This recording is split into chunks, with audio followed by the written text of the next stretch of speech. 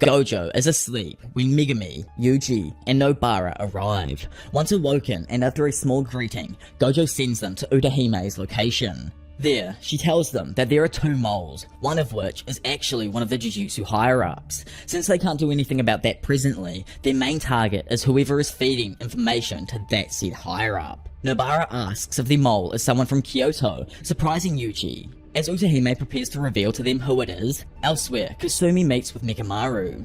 She tells him that their notebooks are due today, and he replies that he is going to sleep. Back at Mikamaru's alleged hideout, Utahime informs the Tokyo first years that it has to be Kokichi due to the process of elimination. Using puppet manipulation to steal information wouldn't be difficult for someone like Mikamaru. At the same time, Kokichi prepares for his visitors. However, Yuji bursts down the door to the fake hideout, confirming to them that he's the mole. At his actual hideout, Kokichi meets with Mahito and Geto. Okay, quick note weaves, so I'm going to call Pseudo Geto or Pseudo Geto, however you like to say it, just Geto from now on so it doesn't get confusing, but just know it ain't actually Geto, so it's easier for me to call him just Geto until I can hit that fat reveal on all of you. Anyway, Kokichi comments about how he had thought that they had forgotten about him, but Geto replies that they would never do that since Kokichi knows the consequences of having a curse restriction. As Mahito suggests that they kill Kokichi, since they have all the information they need, Geto tells them they have to heal Kokichi first before they can kill him, due to the terms of the binding vow between them. Mahito begrudgingly uses his idol transfiguration to heal Kokichi, giving him a healthy body for the first time. Mahito remarks that Kokichi should show some enthusiasm, but he replies that that comes after they settle their business. With no more words left to be said, the battle at the dam begins. Kokichi calls an entire army of Mikamarus to his side as his confrontation with Geto and Mahito escalates. He enlarges his arm and smashes the wave of Mikamarus aside. Kokichi disappears in the confusion, and Mahito figures that he ran away without any reason to kill them. Bored, Mahito claims he's not in the mood for hunting. Suddenly, the underground lair collapses, forcing Mahito to quickly escape outdoors. Mahito looks at the giant lake with an excited smile as Ultimate Mikamaru Mode Absolute appears. From within its head doing final checkups, Kokichi notices a curtain forming around the area casted by Geto. He thinks that he needs to escape the curtain and reach Gojo to let him know about Shibuya. However, the only way to do that would be defeating Mahito first. Knowing that he won't stand much of a chance, he still doesn't plan on holding back and will use all 17 years, 5 minutes and 6 days worth of cursed energy he's accumulated to win. He starts off by sending an entire year's worth of cursed energy into his ultimate Mikamaru and blasts Mahito with his ultra cannon, destroying the dam and sending rubble flying. Having dodged the initial blow, Mahito knows these types of attacks won't be effective and dives into the water. Using a 2-year charge of cursed energy, Kokichi blasts the entire lake with Miracle Cannon, but despite his best efforts, Mahito leaps from the water to ready a strike at him. Kokichi believes Mahito is overlooking his offense, so now it's time to put his secret plan into action. Mahito extends his arm and grabs onto Mikamaru's head to accurately deliver a cursed energy infused punch, which vigorously shakes the cockpit. Inside, Kokichi inserts a small tube into one of the side panels and activates a curse technique charge. The tip of Mikamaru's finger splits open to reveal a small cannon, which then instantly fires a spiked projectile that stabs into Mahito as he's flying around. Initially, Mahito doesn't see it as a threat, but suddenly his wing explodes, leaving him open to get smacked aside by Mikamaru. Mahito crashes through several trees, confused as to how his soul was destroyed. Mikamaru then absolutely pummels the ground, forcing Mahito to fly away and retreat. Kokichi notices Mahito reshaping himself to hide his injuries, making him feel more confident that he might win. Even Geto acknowledges that Kokichi is skilled and his strategies are working against Mahito. Kokichi then uses an insane 5-year charge called Pigeon Viola to send 5 cannons of cursed energy shooting at his opponents. Mahito shapeshifts and tries to avoid the beams, but he's taken by surprise when Mikamaru crushes him from above. The curse narrowly avoids getting hit, but Mikamaru follows up with another strike that sends Mahito flying back into the trees again. Confident that he'll be able to achieve his dreams, Kokichi activates another curse technique charge, reshaping Mikamaru's middle finger into a spike. However, the big bad wolf activates his domain expansion, the self-embodiment of perfection, which is just like hella clean, man. I honestly love the growth of Mahito's character throughout the story. Dude thinks he's like perfection, but he's the absolute like opposite of everything he thinks. It's so good. Idol Transfiguration automatically hits and forces Ultimate Mikamaru to collapse, appearing to signal Kokichi's demise. Confident in his automatic win strategy, Mahito turns his back to the giant cursed corpse and states Kokichi shouldn't put so much faith into a strategy. Suddenly, Mechamaru gets back up and stabs the spike on his middle finger through Mahito's back. It is explained that the cursed technique tubes contain simple domains, the domain for the weak invented in the Heian era. Out of the 4 tubes that contained it, the first failed, the second protected the cockpit from the domain, and the third appears to have finished Mahito off for good, as his body seemingly explodes after being stabbed. Mechamaru roars and turns his weapon towards Geto, ready to use his remaining 9 years to finish him off. However, the cockpit abruptly explodes from the impact of Mahito's enlarged fist. Horrified, Kokichi looks through the broken window to see Mahito's deranged smile. Kokichi takes the last technique tube and desperately rushes towards Mahito in an attempt to stab him. Yet, just as the two are about to touch, it skips away to Kokichi recalling talking with Kasumi about getting to know one another better. She made a promise to come see him, but sadly, Mahito is ensured that that will never happen. Mechamaru collapses for good, with its pilot's blood dripping from the Titan's head. Rest in peace, Mechamaru. Obviously, Big Gege loves this character, and he literally wears the disguise in public, so I wonder if perhaps he found Kokichi to be an extremely human character, who to everyone else seemed bad, but to, us readers, we realised there was an entire level to his thoughts that no one else had even considered from the beginning. Anyways, after leaving, Geto suggests to Mahito that perhaps he was cutting it a little too close, but Mahito believes that it was all according to plan. 10 days later, we arrive at the moment you have all been waiting for, to what is the absolute creme de la crop of hands. Oh my god, I can't even right now. Nothing in JJK even compares so far to the absolute brutality that happens next. So yes, finally, on October the 31st, 2018, the record of Shibuya incident begins at 7 PM when a curtain is cast with a 400-meter radius in the middle of Shibuya City. The rules of this curtain are that non-sorcerers can enter the curtain, but they cannot exit, trapping themselves inside. Jujutsu sorcerers and managers can move through it as they please, but the reception is blocked, so all communication has to be maintained outside of the curtain. Over with our favourite manager, Kiyotaka Ejichi, he informs the Nanami team of the situation outside the curtain in the Shibuya station. Nanami expresses that the situation is quite a pain, while Ino tries to inform Megami about the curtain. Obviously, Megami already knows what a curtain and everything is, so he just completely ignores him, and Nanami ends up asking Ejichi where Gojo currently is. But meanwhile, just outside of the Shibuya City Business Center, nobody is found where the normally busy intersection is. Something terrible must have happened, and everyone would have spread out to probably the edges of the curtains. They're all asking the exact same thing. Bring Satoru Gojo.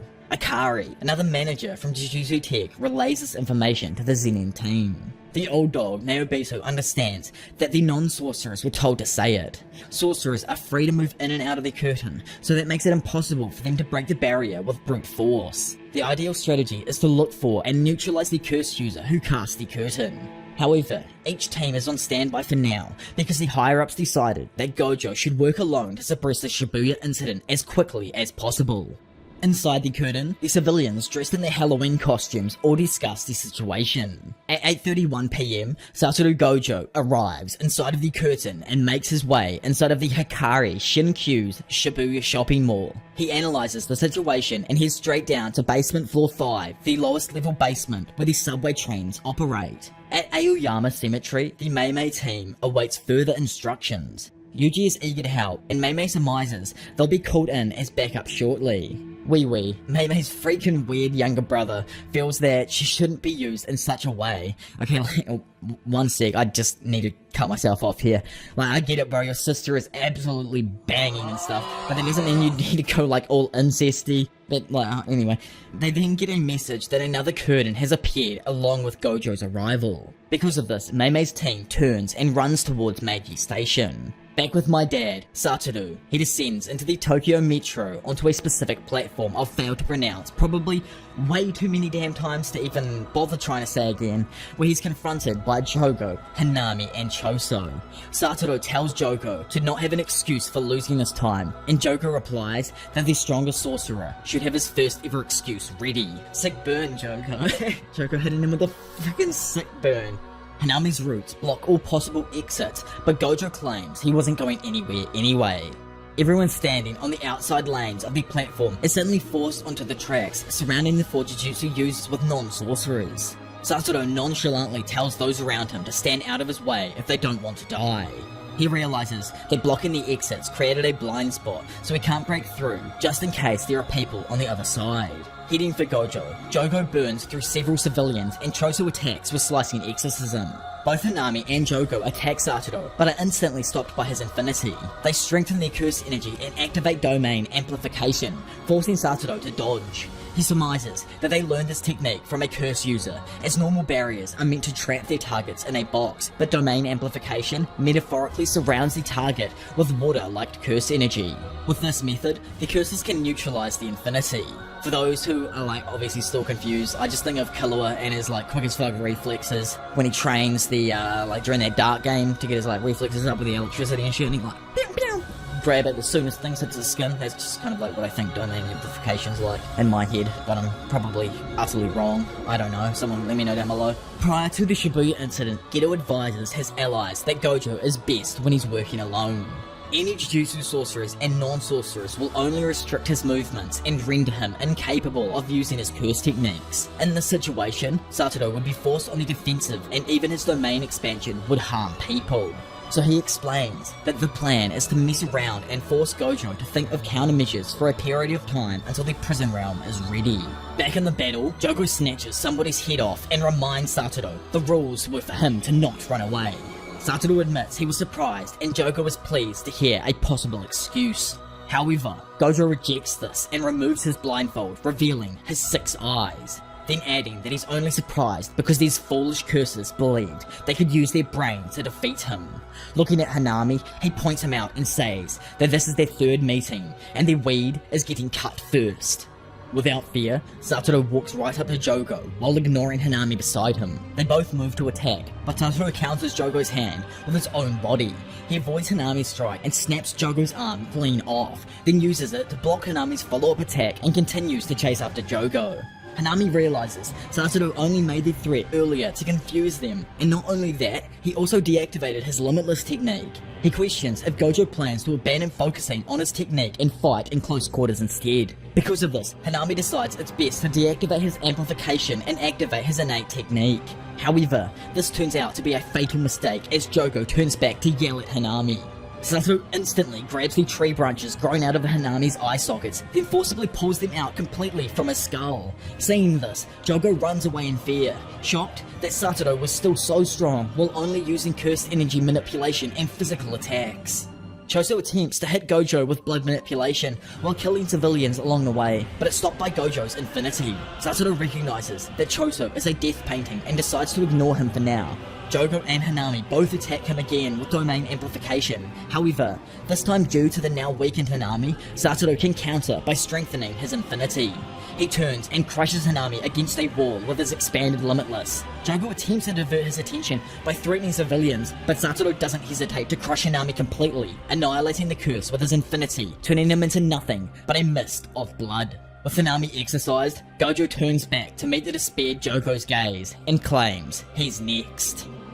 Skipping away from the absolute domination God is laying down in Shibuya right now, we find ourselves with Yuji, Meimei, and Wee as they arrive at Meiji Jinjumei Station, and that is the last time I'm ever saying the full name for that station, where they are informed that there are 2 barriers now surrounding the station. After being informed about the situation, Meimei uses her ability on some crows to investigate the immediate area. When she finishes scouting, she informs Yuji of what she saw in the station. Yuji asks if Mahito is down there, but Meimei replies that she didn't see him. However, he must be in there since there are mutated humans literally all over the place.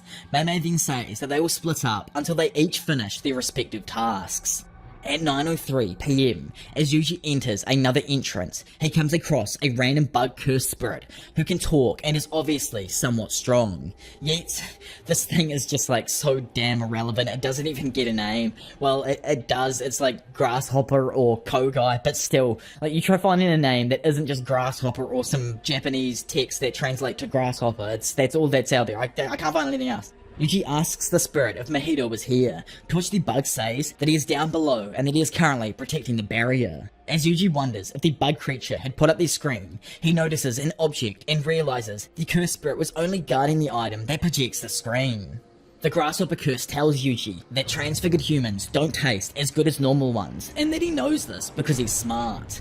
Annoyed, Yuji kicks the curse into the wall. He quickly follows up with a punch to the grasshopper's torso, and states that the curse needs to stop looking down on humans. The grasshopper says that Yuji isn't smart, and those who aren't smart die. I actually hate this grasshopper, man. He asks what kind of curse Yuji thinks he is, and Yuji is able to pick up on the obvious answer. This makes the grasshopper curse realize that Yuji is actually smart. Like actual bug brain, man. Dude deserves to be in a bug's life, not JJK. You're making a lot of sense. I mean, why take the risk? You should tell Hopper. Good idea. Yeah, that's good. Hold on, that's good. Oh, lower. Lower. Hey, Hop. Go away. That's fine. Then I won't tell you my idea. Good. The grasshopper curse lunges at Yuji with its jumping power and tries to chomp down on him. Yuji avoids the attack while assessing its strengths. Recognizing its ability to communicate makes it a more powerful curse. It gets behind Yuji and tries to punch him, but Yuji contorts his body and continues to avoid getting hit. The dumbass grasshopper asks if Yuji is smart, and his student reveals to it that smart people don't generally ever brag about being smart. This genuinely shocks the grasshopper curse, who covers his mouth from surprise. Like, dude, I can't even right now, bro, like being serious. I can't be serious with this dude. They then engage in close quarters and trade blows. The grasshopper believes it has the advantage in a numbers battle because it has 2 more arms. However, Yuji easily overpowers and batters his opponent with far superior skill. The grasshopper curse attempts to shoot black mucus at Yuji, but he ducks under and prepares to deliver an uppercut. However, grasshoppers actually have an expandable abdomen to lay eggs underground, and he uses this in an attempt to strike Yuji with the extended hard tip while he's low. Yuji is fast enough and knocks the appendage aside before separating it completely with a chop. He then exercises the stupid little grasshopper before breaking the stake and undoing the curtain. Meanwhile, Meimei kills the transfigured humans on the basement floor 4, and Meimei decides that they should stay and wait to regroup with Yuji before heading down to the 5th level. Below them, Mahito prepares to board the train from Harajuku to Shibuya Station. He notices that the grasshopper curse was defeated and admits that it must have taken a skilled sorcerer to do so. Mahito expresses his disappointment, having decided to fight as well, but knows what he must do and sticks to the plan. Back in the beatdown with our boy Gojo, Joko frantically huffs for air as he runs, stumbling through the crowded platform. Satoru follows close behind him with an extremely dark and menacing presence. Our brother Choso lets Joko take all the heat while quietly trying to hide in the chaos among the civilians. Joko tries to push people in Satoru's way and strike from behind, but the Infinity is able to stop the person in midair as well as Joko's punch. Choso nonchalantly shoots 3 blood arrows from a good distance down the platform. The Infinity stops them and Satoru notes Choso's location, but chooses to ignore him again. Honestly, thank Gojo for real, he didn't just murk Choso first thing, like, he knew something was going on behind the scenes. Anyway, still worrying, Joko believes that 20 minutes should have passed already. Down the line though, Geto waits with Dagon and states that they need to get Gojo on edge more before they make a move. Meanwhile, at Meiji Station's 4th floor, the Meimei team regroups and heads down 1 more floor. On the way down, Meimei commends Yuji and states his strengths. Yuji replies by revealing that it wasn't Mahito on the 2nd floor and that it wouldn't have been that easy if it was. Carrying his sister's battle axe, Wewe sternly tells Yuji to graciously accept his sister's compliment. Honestly, this cuck of a kid needs to just leave, he's literally just a vehicle, bro. After reaching the 3rd floor, they find a civilian, but his head immediately transfigures and he dies. Before he died though, he mentioned everyone was on the train. This makes Yuji realize that it's headed straight for where Gojo is. Back at Hikari Shinkyu station, Satoru was surprised to see that the train is arriving. Some of the civilians attempt to get on and flee, but it's already stuffed to the brim with transfigured humans that start attacking as soon as they are let loose. Satoru watches in horror while Mahito hops out of the train to greet Jogo. Civilians run away in fear as transfigured humans rush from the train, indiscriminately attacking everyone in sight. Satoru watches in horror and doesn't believe whittling down the numbers of humans is to his opponent's advantage. Mahito tries attacking, flying through the air, swiping at Gojo, but he easily blocks it. He then figures out quickly that Mahito is the one that attacked Yuji and Nanami, and tries to attack him, but Mahito jumps back out of the way. The creepy boy then comments about how he finds humans so disgusting since there are so many of them, and as he says this, people begin pouring down into their floor from above. As Gojo figures that the cursed spirits have allies who are above sending more people to their location, Mahito uses idol transfiguration, multiplicity, body repel, and Choso in combination uses his blood manipulation convergent supernova technique to attack a crowded Gojo. However, Gojo easily blocks them, killing a bunch of civilians in the process. From behind, Jogo appears, launching at Gojo. The sorcerer manages to grab his arm, but Jogo instantly severs the limb to get away. Mahito and Jogo think about their current situation, believing Gojo won't use his technique as he doesn't want to incur any more civilian casualties. Yet, obviously these negative IQ eggs are absolutely shocked when Gojo goes goth mode and activates his freaking domain expansion. Satoru's all or nothing domain expansion of 0.2 seconds casts an unlimited void over the platform. The time was an educated guess that assumed non-sorcerers could only stay within their domain for that long without suffering permanent damage. In that time, half a year's worth of info flooded into everyone's brains, immobilizing them. At this level, their special grade curses could awaken at any moment. Taking that into consideration, Satoru focuses on killing all of the transfigured humans, and in approximately 299 seconds, 1,000 transfigured humans were annihilated after the deactivation of the domain by the hands of the strongest man alive. Immediately after, Satoru notices a small box appear next to him on the floor. With the stage set for their plan to succeed, Gekko finally activates the prison realm.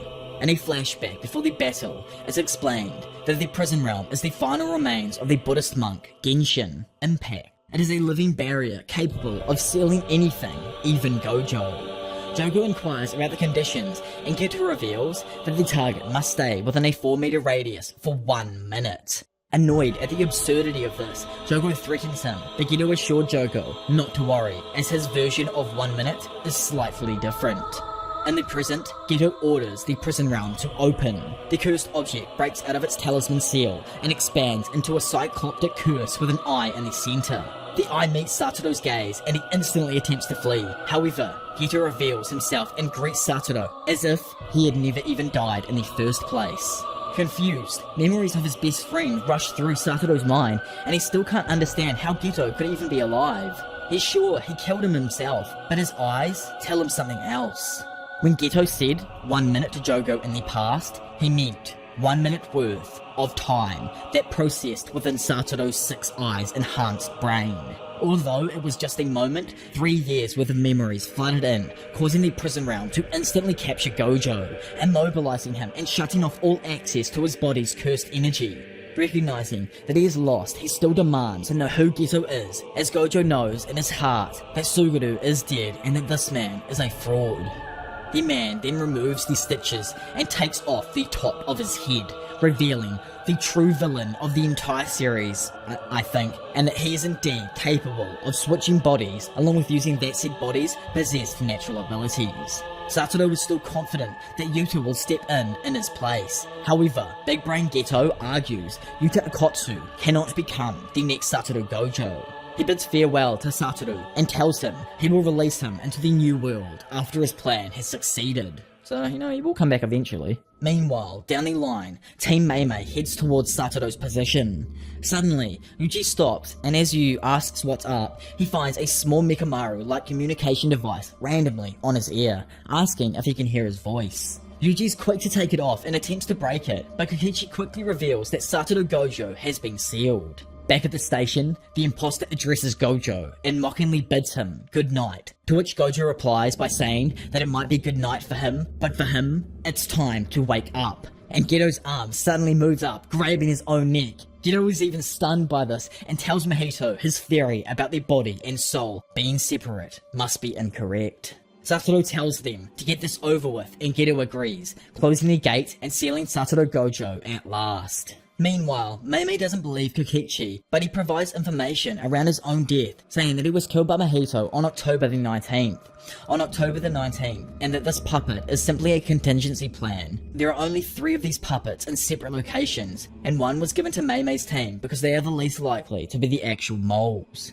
Kokichi warns them that there is a curse user coming to attack them, saying that they are stronger than the grasshopper and likely around semi-grade 1. Mei wants to ignore them and reach Gojo, but Kokichi advises them to focus on taking down the 4 barriers that have appeared around Shibuya. All the teams on standby there have likely been caught inside a curtain and are unable to use cell phones. This goes for managers as well, so Kokichi tells Yuji to head back to Meiji Station and then go over to Shibuya above ground from there. Kokichi asks Mei to defeat the curse user and clear the path for Yuji, to which she agrees. Kokichi understands the Jujutsu world and human society will be absolutely ruined if Gojo disappears, so he asks them to put their lives on the line to save him. Mei notes that their enemies have arrived, and this ugly-ass curse user Abina appears with his Shikigami on a chain. Back at the Hikari building, Choso and Jogo finally awaken from their state after the unlimited void. Suddenly, the prison realm drops to the ground out of Gedo's hand, cracking the floor. Inside, Satoru sits in an unknown area surrounded by skeletons and notices that time doesn't pass. He admits he messed up but believes everything will be fine because he has faith in everyone else. Teams Kusakabe, Zenin and Nanami all discuss the situation outside the curtain. Team Nanami agrees amongst themselves that the most concerning new development is the appearance of another curtain trapping Gojo and preventing sorcerers from entering. It's already been almost an hour since Gojo arrived in Shibuya, so from their perspective, it's difficult to understand why the enemy would wait until now. Nanami decides to head for the curtain's caster and asks Ino and Megumi to do their best to rescue civilians. All 3 teams of Jujutsu sorcerers then head into Shibuya at the same time. Outside the perimeter of the curtain, Ijichi talks on the phone with the other manager, Akari. He asks her to confirm the situation inside the curtain and get back out as quickly as possible. Ijichi plans to get everyone off duty involved, but before he can do that, he's suddenly stabbed from behind by the freaking creep, Haruta. Shigemo pulls his sword from Ijichi's guts and watches him fall onto the ground. From behind, a mysterious monk orders him to continue targeting the people in suits around the curtain's perimeter, then head inside after.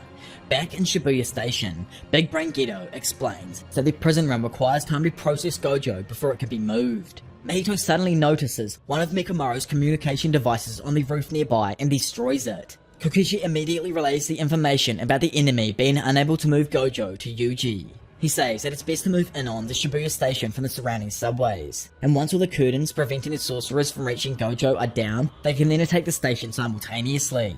Yuji runs into the curtain, trapping civilians, and using his blinding speed and cursed energy, he clears out the group of transfigured humans to help rescue the civilians. Yuji keeps up the momentum and then climbs a large building with ease before yelling out to Nanami. Yuji's scream echoes throughout Shibuya, reaching the Nanami team. Yuji continues yelling, revealing that Gojo Sensei was sealed. Team Kusakabe hears this as well, and the news shocks Nanami, to the point he immediately changes plans. Megumi is also surprised to hear that his mentor has been sealed, and Nanami says that if it is true, then all humans in Japan are surely doomed. Gedo gets Mahito, Jogo, Dagon, and Choso into a group and informs them of his next move. He will remain here to protect the prison realm and asks the curse users on how they plan on dealing with all of the sorcerers heading their way. Choso simply wants to avenge his brothers by killing Yuji and Nobara, to which Jogo says that Yuji is off limit for being Sukuna's vessel, but Choso simply doesn't care. Mahito tells Jogo to calm down and playfully reveals that he wants to kill Yuji too. After seeing Gojo in person, Mahito is confident that their side already holds a solid advantage over the sorcerers and that they can win without Sukuna's help. He expresses his unusually messed up smirk and instead suggests that they all try to kill Yuji. Annoyed, Jogo asks if Mahito is being serious and he replies that he is for real. Jogo knows that Sukuna isn't their ally and could cause them all to suffer, but the era of curses will still surely come regardless. He believes curses do not fear death and can walk their paths sincerely to achieve their goals. Mahito argues that even if a cursed spirit is constant along that path, they still live according to their desires. He acknowledges that reviving Sukuna is a legitimate strategy, but Mahito doesn't want to fight Jogo over it. Instead, Mahito turns it into a game. If he encounters Yuji first, he'll kill him, and if Jogo finds him first, he can use the fingers to restore Sukuna's power. Choso adds that if he finds Yuji, he will try to kill him as well. This annoys Jogo, but Mahito is excited to see that Choso wants to play too. Geto decides to pass on the game and stay behind with the prison realm. Jogo interrupts and argues that it's the safest and smartest strategy for them all to remain in place with Geto and wait for Yuji and all the remaining sorcerers to come to them. However, Mahito, Choso, and even Dagon run off once the game starts. Determined to not let them find Yuji first, Jogo runs off as well and inadvertently decides to take part. Instantly after, Geto notices Mimiko and Nanako watching him and says that the curses are smarter than them. They state that they helped with killing monkeys and demand Suguru Geto's body back as promised. They don't want the imposter using their beloved master's body any longer. Geto refuses though and tells their girls that they should make a binding vow whenever dealing with a sorcerer. He tells them to leave unless they want to be killed by their master's body. It's freaking insanely brutal, man. They disappear into the crowd and claim he'll live to regret this. But the imposter responds with a claim that it's been so long that he's forgotten what regret even feels like. It's just a pretty badass thing to say. Meanwhile, Yuji stands on top of a building in Shibuya and continues yelling for Nanami. After Nanami's team find him, Yuji and Mikamaru bring them completely up to speed as far as the situation revolving around Gojo. Nanami agrees coordinating an attack from the adjacent stations makes sense for a battle plan, but in order for that to work, they must lift the curtain first. Nanami asks Ino to take the first stairs and lower the curtain, prohibiting the sorcerers from entering the station, whereas he's going to head outside the curtain and meet up with Ajichi. Additionally, Nanami wants Ino to pass along any information to the other teams if he encounters them. After the grade 1 sorcerer leaves, Ino debriefs Megami and Yuji so they understand the severity of failure in this situation. If Satoru Gojo disappears, the Gojo family falls out of power and anyone like Yuji who is being protected will be targeted by the Jujutsu higher-ups. Sorcerers in the community will fight for political power, and while they're doing that, all the curses and curse users that were held back by Gojo's presence will attack. This means if the Jujutsu High Sorcerers fail here in Shibuya, the age of humanity will surely be over in Japan. Meanwhile, on top of the Shibuya Tower, 3 curse users watch over the commission curtains. They're excited to hear that Gojo has been sealed. The old man wonders how this will affect Japan, to which Ogami replies that nothing will change, as curse users will curse and the cursed will die. Yuji tries to break through the curtain, preventing the sorcerers from entering, but the attack is ineffective and the barrier doesn't even budge. Ino is impressed with Yuji's striking power, but this just means that the curtain is incredibly sturdy. As Megami's divine dog, Totality, kills transfigured humans in the background to save civilians, he suggests that they try and find a weak point in the curtain.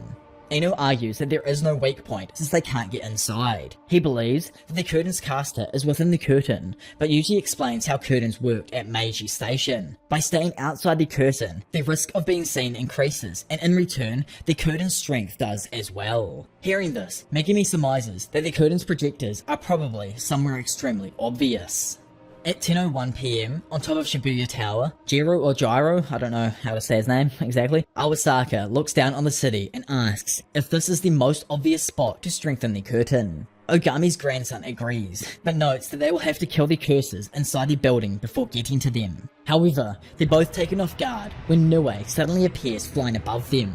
As Nue goes in one direction, Yuji goes in the other, then using a wire, he wraps up all of the curse users at once. Ogami's grandson helps her get out of harm's way, but Awakasa is swept clean off of the building. Takuma takes this chance to break one of the curse tools that is putting up the screen, but also realizes that one of the enemies has taken the other 2 curse tools with him, preventing him from continuing. Yuji further wraps up Awasaka in a wire and drags him downward at a faster velocity. Yuji snaps the wire and dives inside the building while yelling out for Megami to deactivate Nue, while dropping Awasaka over 40 stories towards the ground below.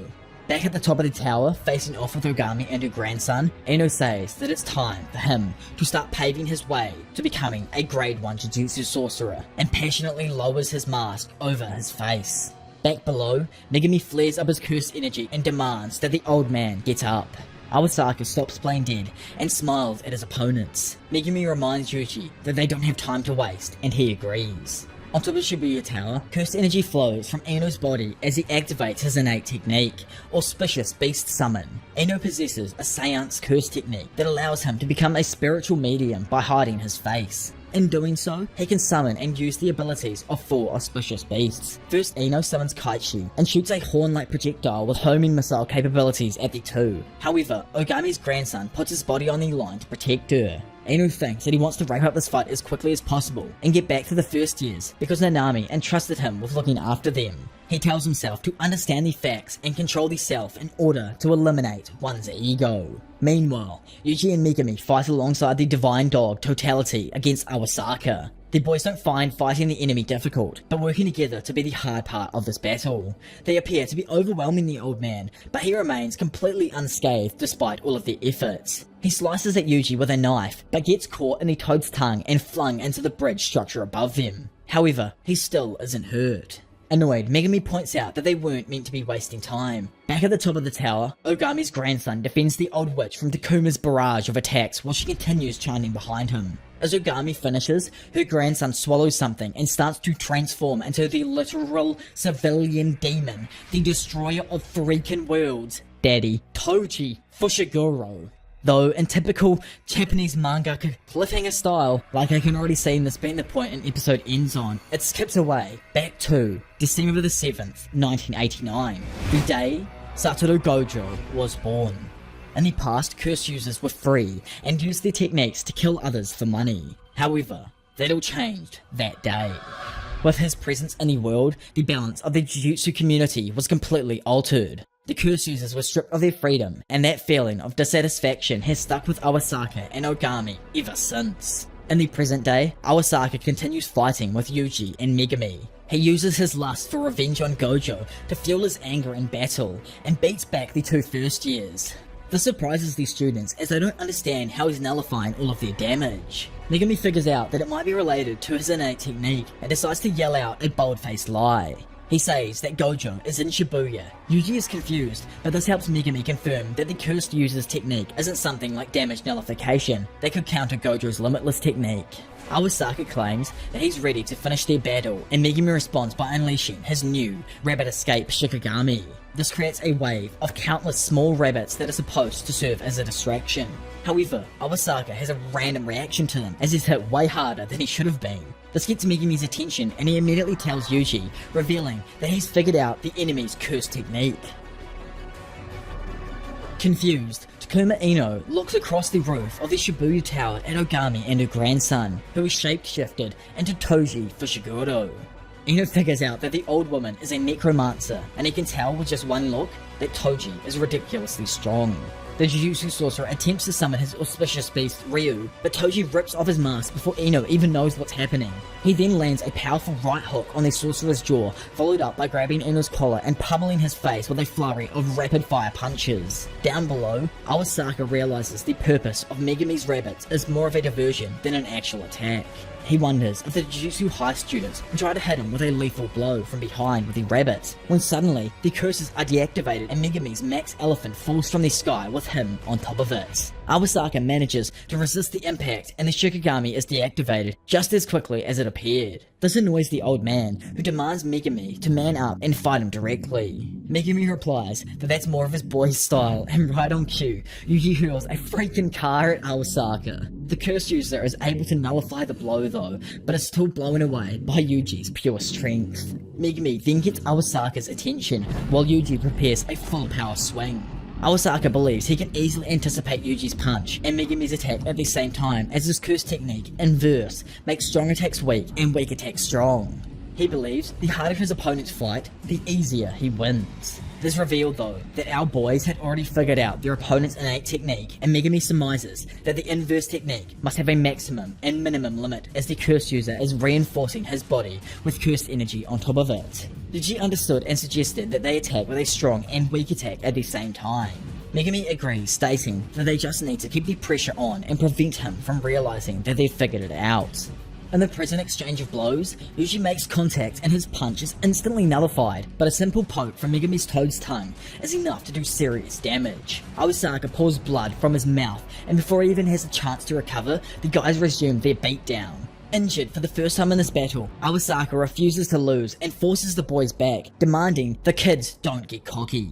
Suddenly, Yuji gets behind the old man and throws another powerful punch. Awasaka turns around to counter it, but Yuji stops just before he adjusts his strike, throwing a now weaker punch, which Awasaka's inverse makes extremely powerful, knocking him completely out. Impressed by this, Megumi tells Yuji that he can pull off some pretty dope-ass moves. With Awasaka defeated, Yuji and Megumi break the 2 commissioned curtains he was holding, deactivating the curtain preventing sorcerers from entering Shibuya Station. As Megumi thinks about interrogating the old man for some answers, Ino is suddenly thrown from the top of Shibuya Tower. Megumi notices in time to summon Nue to rescue him from falling to his death. Yuji catches Ino and is horrified by the shape he's in. Above them, in Toji Fushiguro's form, Ogami's grandson comments that the curtain is down and asks what they should do now. Ogami asks him to go down and keep killing sorcerers. However, Toji's personality tears its way through, taking over the body of the grandson and telling the old hag to not give him orders. Worried, Ogami jumps back, not understanding how this happened, as she only meant to summon the body's information and not the soul. Toji doesn't even know what's happening either, but he figures his heavenly restricted body overtook the host's soul. Ogami doesn't believe this to be possible, yet to her dismay, Toji decides to follow her orders, starting off by killing the old hag first.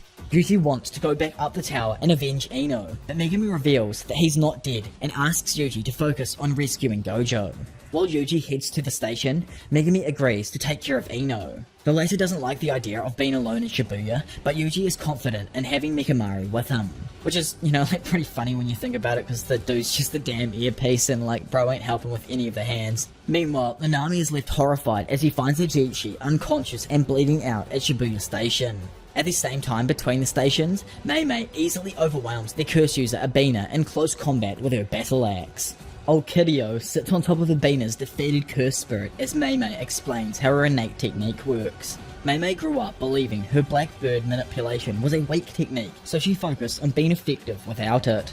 Abina begs for her forgiveness and asks to leave, but Wee tells him to be quiet while his sister is speaking. Mei explains that reinforcing one's body with curse energy can only take a sorceress so far. Realizing this, Mei was initially devastated, but the realization allowed her to go back and master her innate technique, making Mei into the blossoming grade 1 sorcerer she is today. Wee weirdly claps and makes Abina clap for his sister as well. Mei asks her brother why a person's life value is proportional to which he says that life's value is in proportion to how useful they are to Mei. I love Mei, bro, but I couldn't imagine how cringe this would be in real life seeing this little kid say that shit. She then asks Abina his service potential and he's unable to answer. Mei believes the fact that he can't answer as a curse user and a murderer is the reason that he lost. She crushes his head with her axe and reveals service potential is life itself for her. Wee tells his sister that the curtain has been taken down and Mei gets excited at the prospect of Gojo owing her big time. Geto watches her movements from the Shibuya station and is impressed she won so quickly. Meanwhile, on Shoto Bunkamura Street? I'm not saying that one again. The creep user Shigemo encounters Arata and Nobara in the middle of the road. Nobara tells Nita to stay behind her and steps up to face the curse user alone. After slaying so many male managers, Shigemo is excited to finally find some girls to play with, which if I remember correctly is the exact same thing he said at the end of the Goodwill arc. The dude is just a degenerate person personified. Returning from taking Ajiichi to safety, Nanami tells himself that he never has or never will be frustrated by his own uselessness. He feels that he's just living in the face of all of the evils in the world. He thinks about his fallen homies and mutters aloud, how dare they. Meanwhile, the Zenin team fights against the transfigured humans inside of Shibuya. Akari Nita notifies them that it sounds like Ajiichi was attacked while they were on the phone. Maki tells Nobara and Akari to go check on Ajiichi while she stays with the old man. While on their way, Nobara and Akari are confronted by the curse user, Shigemo. Nobara believes that Shigemo is the one who attacked Ajiichi, and she asks Nita to pretend to hide in the subway entrance while escaping through to another. Shigemo interrupts the whisperings by throwing his sword at Nobara, but she deflects it with her hammer and charges at him, confident that he's a mid-range fighter. Suddenly, Shigemo figures out that Akari's not actually hiding. As Akari runs through the station, she passes by Shigemo's hand sword hanging off a wall. This leads Shigemo right to her location, where he runs up to her and delivers a soccer-styled kick straight to the manager's chest, upsetting Nobara and injuring Akari. Nobara tries to stop him, but the sword suddenly falls into Shigemo's hand, allowing him to slash Nobara's leg, leaving a shallow cut. The cut distracts Nobara's attention, allowing Shigemo to attack her upper body, with his sword landing a fierce right hook to her jaw, completely dazing our girl. Nobara loses her balance and falls onto her knees. She can't believe how perfectly her opponent keeps landing shots. Shigemo asks Nobara if she's concussed, kneeling over to talk to her in a taunting manner. He claims that she's gotten a lot stronger since they last met, but it doesn't matter in the face of his uncanny curse technique. Nobara tries to buy time by asking Shigemo about his motivations. However, he doesn't have any convictions and kills simply because it's fun for him. He cuts Akari while she's on the ground, angering Nobara. She tells him to stop, and he replies mockingly by asking her to make him stop. Nobara stumbles back to her feet, determined to save Akari, and just as Shigemo prepares to finish her off, they both detect an extremely powerful presence. Nanami, the big man himself, walks into the substation and immediately glares at the curse user with a very less than happy expression on his face. Shigemo notices Nanami's attire and wonders if he's supposed to kill non-black suits too. By the way, like you were about to witness the strength of a pure 9-to-5 working man.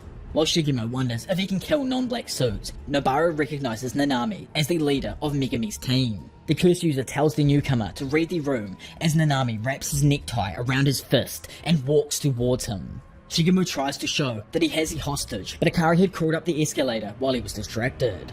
While he expresses that he's sad that she got away, Nanami appears directly behind him. He asks Shigemo how many curse users there are and where they are located. Shigemo turns around to quickly slash Nanami in the shoulder, claiming he doesn't know. He tries to follow up with a kick, but it feels like he's hitting a stone wall. Nanami doesn't budge an inch, and he's not cut at all either, surprising the assailant. Nanami repeats his question, asking where and how many enemies there are. Shigemo is about to claim that he doesn't know again, but Nanami uses his ratio technique to create a weak point in the opponent's body and backhands the mofo, sending him flying across the entire room. Like, dude actually got dad handled, it's so good. Shigemo bleeds profusely from his face as his legs shake and he's barely able to stand. He believes he should have died and credits his curse technique for saving his life. He wants to run, but Nanami grabs his hair and repeats his question once again.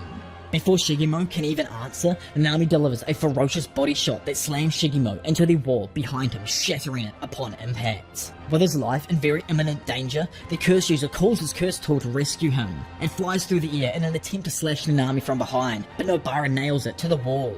Shigemo tells her to stay out of it, but Nanami interrupts and grabs him by the throat. Instead of repeating the question again, Nanami reveals he found several dead managers on his way here. He lifts his fist and charges it with cursed energy, asking if Shigemo is responsible. Terrified, the helpless piece of trash apologizes, but it's too late as Daddy hits him with his curse technique, smashing the boy's face, leaving him in an unconscious bloody heap. Nobara is amazed by Nanami's strength, noting that he is exactly the model of what it means to be a true Grade 1 Jujutsu sorcerer. He walks away from the defeated child and tells Nobara that they need to find Akari. Meanwhile, Yuji dashes through the humans getting massacred all throughout the streets. He wants to help, but there isn't enough time to save everyone in this massive crowd either. However, Yuji hears a familiar voice that might be able to save the day. Toge Inumaki, my favourite mute, arrives with a megaphone in hand and immediately speaks to the entire crowd, commanding everyone to not move. Shortly after helping Toge rescue the civilians, Yuji enters Shibuya Station at around 10:10 PM. Unbeknownst to Yuji, Choso waits inside the station to confront his brother's killer. Back with Nanami, he kneels over as he speaks with Nobara and Akari. He reveals that Ajichi will be okay, but tells the girls to not forget that Ajichi originally trained to be a sorcerer instead of a manager. So how Go's built kinda different, you know? Nobara and Akari also learn about Gojo's situation, something they didn't hear about as they were indoors during Yuji's yelling. Nanami asks them to wait for rescue while he joins the Zenin team and heads for Shibuya Station. Nobara wants to go, but Nanami insists that the coming battle requires Grade 1 and above sorcerers. Anyone else would simply be in their way. Meanwhile, underground, Mei comes face to face with Geto. She's surprised to see him, but quickly dismisses the idea that he could be alive. Geto tries to act friendly, but Mei Mei hasn't forgotten about Abina. Geto replies that he feels sorry that he has to kill a former friend, and summons the special grade disease curse, the smallpox deity, to do it for him instead. Mei Mei is surprised to see him use curse manipulation, but still doesn't doubt her conclusion about him for a moment. Geto reveals that he doesn't have many curses left after the attack on Jujutsu Tech in the previous year, but the ones he does still possess are ones of pristine quality. He leaves the area telling Mei that if she can exercise the smallpox deity, then he'll be her next opponent. The disease curse immediately activates its domain expansion, trapping Mei Mei inside a coffin. The curse chants grave, causing a large gravestone to fall from the sky onto the coffin. The curse then begins to count, but Mei Mei breaks out before it ends. Wee Wee initially watches in horror, but is excited to see his sister survive. Mei Mei is impressed, stating that it's been longer than she can remember since her life had been in danger for even a moment. At the entrance to Shibuya, Yuji runs inside and immediately finds Choso, who recognizes him as his brother's killers. He activates his blood manipulation, Convergence, then uses the secret technique of blood manipulation called Piercing Blood. The ability shoots a condensed cursed energy reinforced arrow extremely fast at Yuji. Yuji is able to block it, but the attack is so fast it nearly pierces completely through his left arm. Yuji tries to close the distance right after the attack is done, and hits him with his divergent fist. Choso blocks the hit, but is left confused by the double impact. As the fight comes to a pause, Choso asks Yuji if his younger brothers left him with any final words. Choso clarifies that he means the two people Yuji killed, and the student laments about what happened with a sad expression on his face. He says that they didn't really have any last words, but they cried before they died. Choso was initially shocked, but is then quickly overcome with rage, causing the blood line going horizontally across his nose to bubble and distort in shape. Choso asks Iso and Kichizu to watch over him as blood behind him forms an intimidating face shaped by his malice. He tells his younger brother to take a good look at the older brother as he prepares to kill Yuji. Meanwhile, inside the smallpox deity's domain expansion, Mei Mei is momentarily trapped underground beneath one of the disease curse's gravestones. The cursed spirit counts down from 3 again, but Mei Mei breaks out of the trap in time. Having experienced this a few times now in the fight, Mei Mei understands the process of the technique. First, the target of the domain is trapped inside a coffin and then buried underground when they're hit by the weight of the large gravestone. Lastly, the curse counts down from 3 and the target is infected with the smallpox disease. The curse hits Mei's coffin with another gravestone, but this time she immediately cuts her way out. She believes this part of the process is the most annoying and fears she won't be able to fight Geto freely if she's hit again. Mei also deduces that the domain can only target one person at a time and devises a counterattack centered around that. The curse instinctively targets the person with a stronger cursed energy, and only a single crow was caught inside the domain, so Mei Mei needs the disease curse to focus on her brother before she can utilize the birds. She asks her little brother if he's willing to die for her, and in his typical simp fashion, he agrees to do anything for her. Mei Mei flees off to the side while Yu Yu flares up his cursed energy. The disease curse notices the swelling energy and traps Wee Wee inside of a coffin. A single hit by the gravestone would be enough to kill him, but as the curse chants, Mei Mei suddenly slices off its hand with her axe. The Grade 1 sorcerer tells the disease curse that her brother's role is more of that than just a pack mule. I highly doubt, but he then proves this by activating his new shadow style simple domain to protect himself.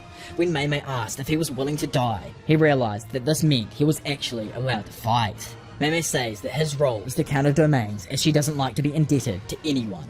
The special grade curse disease heals its hand quickly and reaches out to attack Mei Mei, when suddenly the single bird flies through the back of the cursed spirit, piercing and exercising it in a single blow. While the cursed spirit is dying, Mei Mei asks the quickest way to raise one's strength as a sorcerer, and her brother replies that it will be a binding vow, with one's life as the trade-off for more power.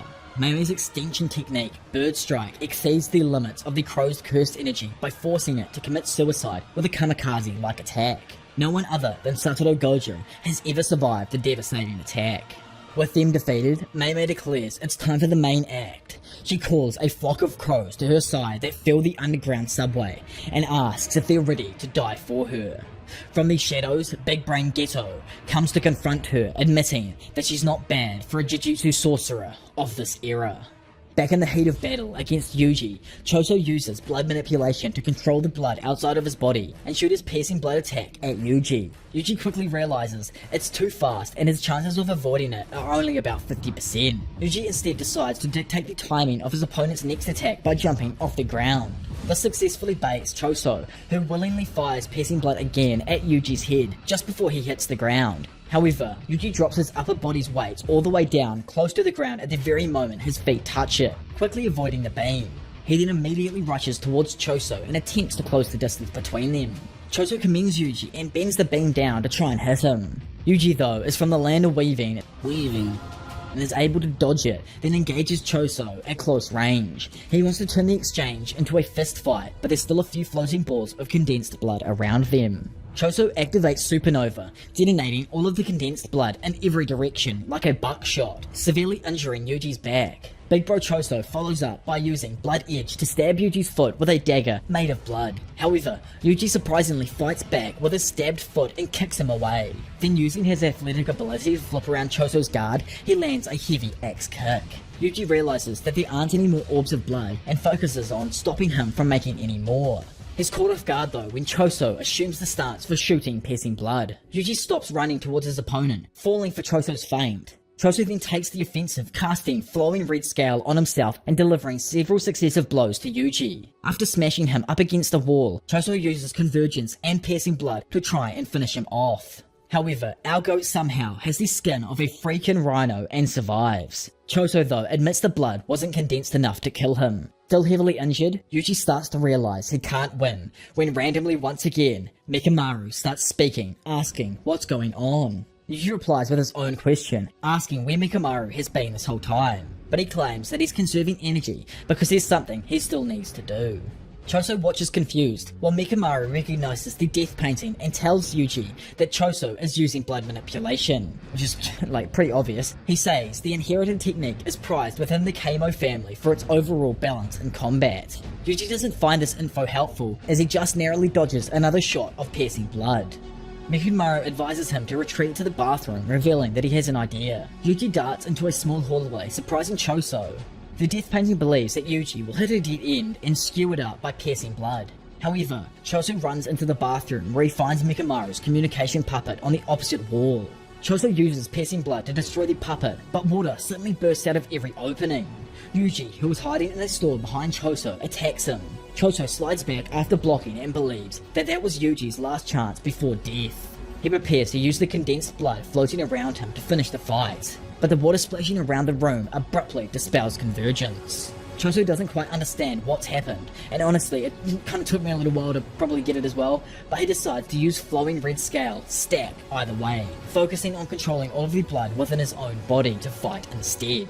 Yuji doesn't get the logic behind it either, but he does understand that they are fighting where he's comfortable now, in close quarters. They engage in a quick exchange of blows, with Yuji gaining the upper hand. However, just as Yuji gets the advantage, Choso used his enhanced strength to flick a small blood meteorite straight into Yuji's liver.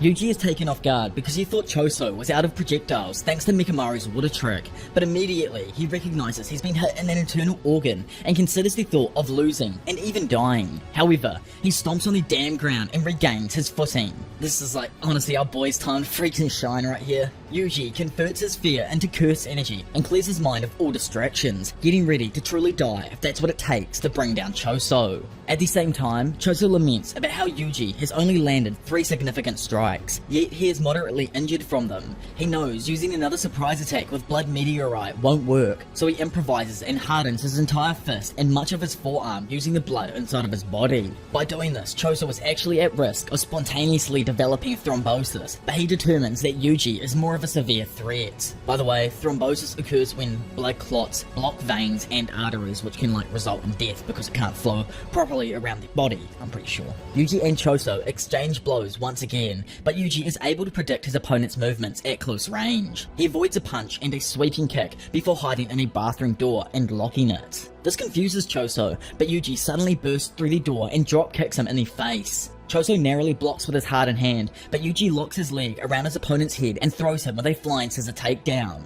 While Choso is staggered, Yuji closes the distance and flashes his right hand as a decoy to land a hard left blow to the body. However, something just doesn't feel right to Yuji, and Choso abruptly cracks his collarbone with a violent hammer fist to the shoulder. This creates a gaping dent where Yuji's shoulder should be, leaving him vulnerable to Choso's next attack. The death painting finishes the fight with a crushing blow to Yuji's stomach that sends him across the room, crashing into a wall. Choso lifts his robe and reveals that he had hardened part of his body Yuji attacked. Seeing this, Yuji falls unconscious, still barely breathing. Choso wants to finish him off, and before doing so, tells the Jujutsu sorcerer to ask his brothers for forgiveness on the other side. However, something freaking mental suddenly stops Choso. Like, I'm gonna leave you all freaking confused until probably the next Jujutsu Kaisen explain video where I go over the next arc. This moment is freaking huge. At that moment, a memory was born inside of Choso's brain. A memory of a past event that never happened. Sukuna watches this from his innate domain, disappointed with Yuji's performance. He calls the student worthless and can't believe he lost to such an inferior opponent. Suddenly, Choso's head begins to throb and he stumbles away from Yuji, abruptly stricken with a headache. He recalls eating peacefully at a picnic table with all of his brothers, somehow including our boy Yuji. They were both eating together with Iso and Kachizu, as well as all of the other 6 brothers who were still sealed. Yuji even passed him some food and called Choso his big bro. So yeah, obviously I joked about big bro Choso, but maybe I wasn't at the end of the day. Maybe big bro Todo and Choso is a thing, who knows? When the memory ends, Choso bends over forward as sweat drips profusely off of his face. He doesn't understand what's going on and asks himself why Yuji was a part of that recollection. As Choso stumbles away, confused, Mimiko and Hanako appear to feed one of Sukuna's fingers to the unconscious Yuji. Yo, it's time. At 10:20 PM, Nanami and the Zenins head towards basement floor 5. Nanami informs them about Gojo's ceiling and Gero's involvement. Naobito mentions he wouldn't mind the decline of the Gojo family, prompting Maki to tell him to leave if he's not going to help. The head of the Zenin family believes Maki is the one who should go home.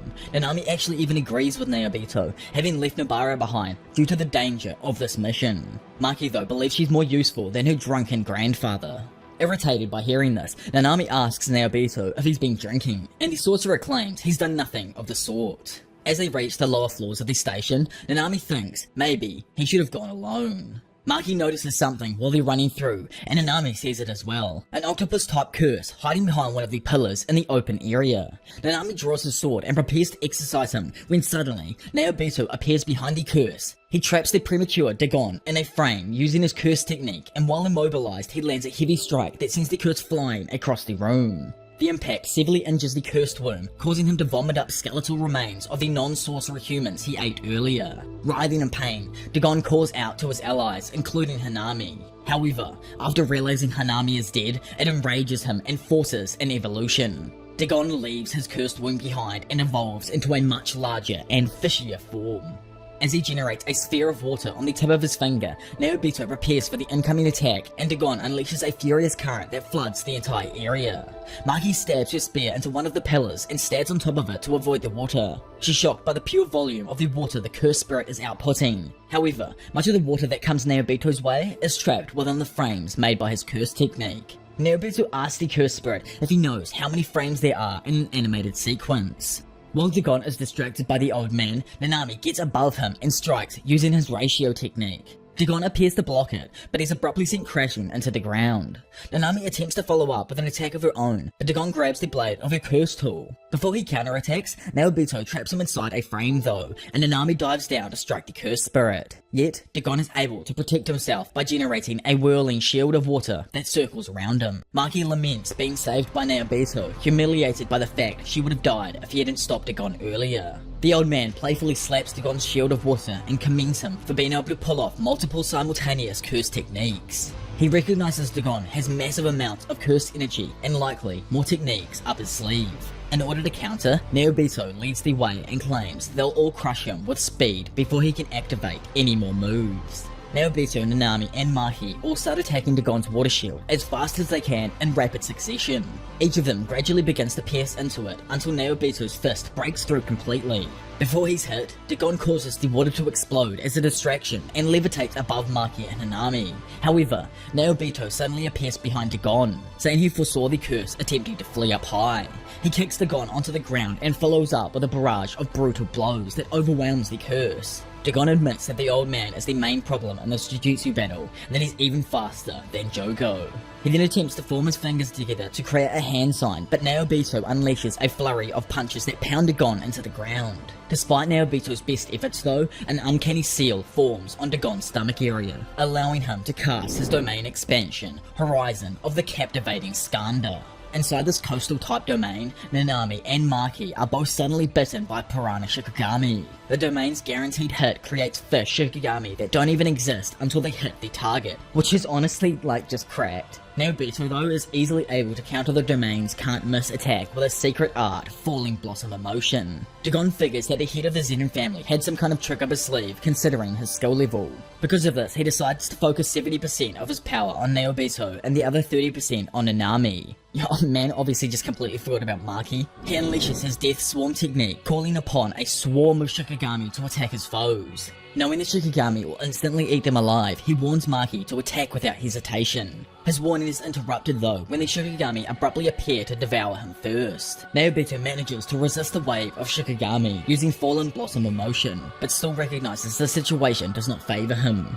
He notices that the force of the Shikigami isn't slowing down at all, and wonders about the technique connected to the domain. His thoughts are abruptly stopped though when Dagon hides in the stream of Shikigami and punches Naobito high into the air. As he continues to get attacked now in the air, Dagon reveals Death Swarm is an endless stream of Shikigami that will never stop. Dagon turns to Maki and says that she's the weakest here. He quickly gets behind her and kicks her hard into the forest area on the beach. Despite the heavy hit, Maki survives and tells the octopus to finish her off in one hit if he's going to insult her strength. As Dagon threatens to give her the same fate as the other two, the new generation Sasuke and his domain expansion, Chimera freaking Shadow Garden is suddenly activated, instantly getting Dagon and Maki's attention. Megumi appears from the geyser and calls out to our girl. He extends his shadows out to her, allowing Maki to pick up the special grade curse tool, Playful Cloud. Grateful for the help, Maki tells Megumi that he really is a cocky brat. Momentarily floating above the tornado of shadows, Megumi looks onward over the coastal area and notices Dagon. He immediately recognizes that the octopus-like curse is the master of the domain. Dagon believes Megumi is foolish for entering his domain voluntarily and prepares to attack him. Maki quickly attacks Dagon with the Playful Cloud, striking away a chunk of the cursed spirit's arm. Dagon is surprised that he was actually injured, and Maki follows up with another blow that sends Dagon skidding across the ocean water. He recovers from the attacks and recognizes that his guaranteed hit has been nullified because of Megumi. Locked in a domain tug of war, Dagon decides it's best to crush Megumi before doing anything else. The cursed spirit spawns fish from his body and sends him swimming through the water at his adversary. Nanami jumps across the toads manifested from Megumi's Chimera Shadow Garden and slices apart the fish. Megumi is surprised to see him, and Nanami asks him about Yuji and Ino. Megumi informs him of their status, and Nanami focuses on protecting Megumi so he can concentrate on keeping the domain open. Dagon is shocked Nanami managed to withstand Death Swarm for an entire minute. Suddenly, Naobito appears behind him and attacks with blinding speed. Dagon ducks under the attack and is equally surprised that the old man has survived as well.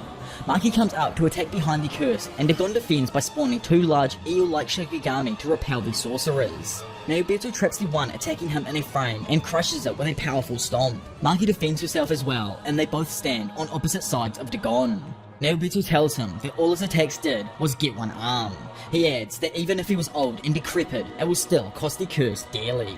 Nanami continues defending Megumi, but the young sorcerer is reaching his limits. Megumi reveals that he's actually trying to open a hole in the domain's barrier rather than engage in a domain battle. The octopus curse likely can't cast domain expansions twice in the same day, so if the Jujutsu sorcerers can escape, they win. Nanami makes sure Megumi doesn't plan on staying behind, and the student clarifies that he has no intention of throwing his life away. Nanami calls out to the Zenins and tells them to assemble in a roundabout way. They put their trust in Nanami's words and rush towards him. Dagon is confused for a moment, but he quickly figures out his adversary's plan. He panics and rushes to stop them. Nanami believes it's too late as a hole appears in the ground below Megumi that leads outside of the barrier. You guys don't even have a clue what's about to happen if you haven't read this before. Like, hold on to your damn seats. As everyone assembles, okay? As everyone assembles around this hole, something unexpected happens. Before the sorcerers can even exit the domain, Toji, my father himself, Fushiguro, suddenly enters through the hole, and they're all forced to bear witness to the flesh of the man who is truly free in all of his overwhelming intensity. Toji makes his way into Dagon's domain through the hole that Megami had made in the barrier. Surprised, Megami looks up at the man floating in the air. Maki notices the intruder is a human Jujutsu sorcerer, and Dagon wonders why his adversaries would let someone in rather than escape. Then in an instant, Toji disappears from sight, suddenly grabbing on to Playful Cloud with blinding speed. He easily snatches the curse tool from Maki, throwing her aside to arm himself with a Playful Cloud. Maki didn't even notice any curse energy, so she's shocked that she actually lost in an exchange of pure strength. Megami then reveals that the hole he had just opened in the barrier has been closed and it won't be easy for him to open another. Naobito is the only one amongst them who recognizes who Toji is. Upon uttering his name, Naobito notices the sclera of Toji's eyes filled completely with blank. Though Ogami's science technique had the capability to continue after death, it was never meant to last forever. The technique is supposed to end when the host's cursed energy runs out. However, the grandson's soul did not possess any cursed energy as well, and Toji's body that overwrote it did not consume cursed energy. Therefore, it will never end, and now, Toji can only fight completely on instinct until the vessel breaks. He is a puppet of pure carnage and destruction. Dagon honestly messes up really bad like right here. He notices Toji has no cursed energy and says that he's a complete waste of time. He summons a Shikigami to attack, but Toji obliterates it in a single swing. With insane speed, he then follows up with a barrage of 3-section staff strikes that injure Dagon's head, sending him flying back. Surprised, Dagon recognizes that he grossly underestimated Toji's superhuman speed and power. He tries to summon a swarm of numerous smaller Shikigami to attack, but Toji continues to get faster. While running on water like the god he is, Toji effortlessly rushes through all of the fish, striking them apart with a curse tool on his way to attack Dagon. Dagon then summons his hardest and most powerful Shikigami to repel Toji. However, it's dispatched just as easily as the rest. It's explained that Playful Cloud is the only special grade curse tool without a curse technique imbued into it. It is pure and solid power that depends entirely on the wielder's strength. In Toji's hand, he annihilates Dagon's water shield in a single blow, slamming the curse's head violently into the sand. Dumbfounded by the newcomer's domination, Maki can only watch in amazement with everyone else. She asks Naobito who the man is, but he says that Toji is just a ghost. Nanami tells Megami to hold on to his domain for just a little bit longer because they're going to need a bet on Toji. Back with Toji, he rubs Playful Cloud together to sharpen its shape. Injured, Dagon barely stands back up and comes to the realization that he's really about to lose to a human without any cursed energy. He attempts to buy time until Megami's domain runs out by levitating in the air, but once again, Naobito is way ahead of him. Naobito leaps on top of Dagon's head and stops his progress. Seeing this, Toji stacks Playful Cloud's 3 sections on top of each other to vault himself into the air directly at Dagon. The curse puts up his guard, but Toji stabs Playful Cloud straight through his face. Dagon believes he can still fight, but Toji brutally threads Playful Cloud through Dagon's head and stabs him in the eye as well. He then breaks the chain connecting the 3-section staff together and rapidly uses both sharpened sides to obliterate Dagon, actually like shanking the Shikigami to death. The domain is dispelled and Maki is shocked that one lone fighter was able to exercise such a powerful curse spirit single-handedly. Megami is exhausted from holding his domain for so long and takes the moment to catch his breath. Nanami knows that if Megami hadn't shown up, they would have all been killed, but now they have a new problem. They can't be sure if Toji is on their side or not. Toji is still fighting on instinct, baring his fangs at the strongest person around. Megami may be exhausted, but he's by far the least injured, so Toji drags him outside of the station in an instant. Before Megami can even process what's happening, he finds himself outside on the road. Megami lands safely, but he looks back across the street at his opponent with a surprised expression. He claims that this ridiculous level of speed even passes Sukuna's from back when they fought earlier in the series. Honestly, love how Megami doesn't even realize that this guy's actually his dad. I really can't wait for the day in the series where he finally finds out who Toji Fushiguro is, or like who Toji Zenin is, because that's who he knows him as, I'm pretty sure. Maki yells out of concern for Megami, but she's immediately interrupted by a new presence behind her. Jogo arrives, mourning Dagon and bidding farewell to his friend. Jogo tells Dagon to leave the rest to him and that he looks forward to their reunion in the Wastelands. Within a second, Jogo then has his palm placed on Anami's waist. He says, "That's one," and blasts him with an explosive wave of cursed flames. Before Maki can even yell out, Jogo lights her on fire as well. He says, "That's two," and moves to claim a third victim. However, Naobito gets behind Jogo, surprising the curse with his speed.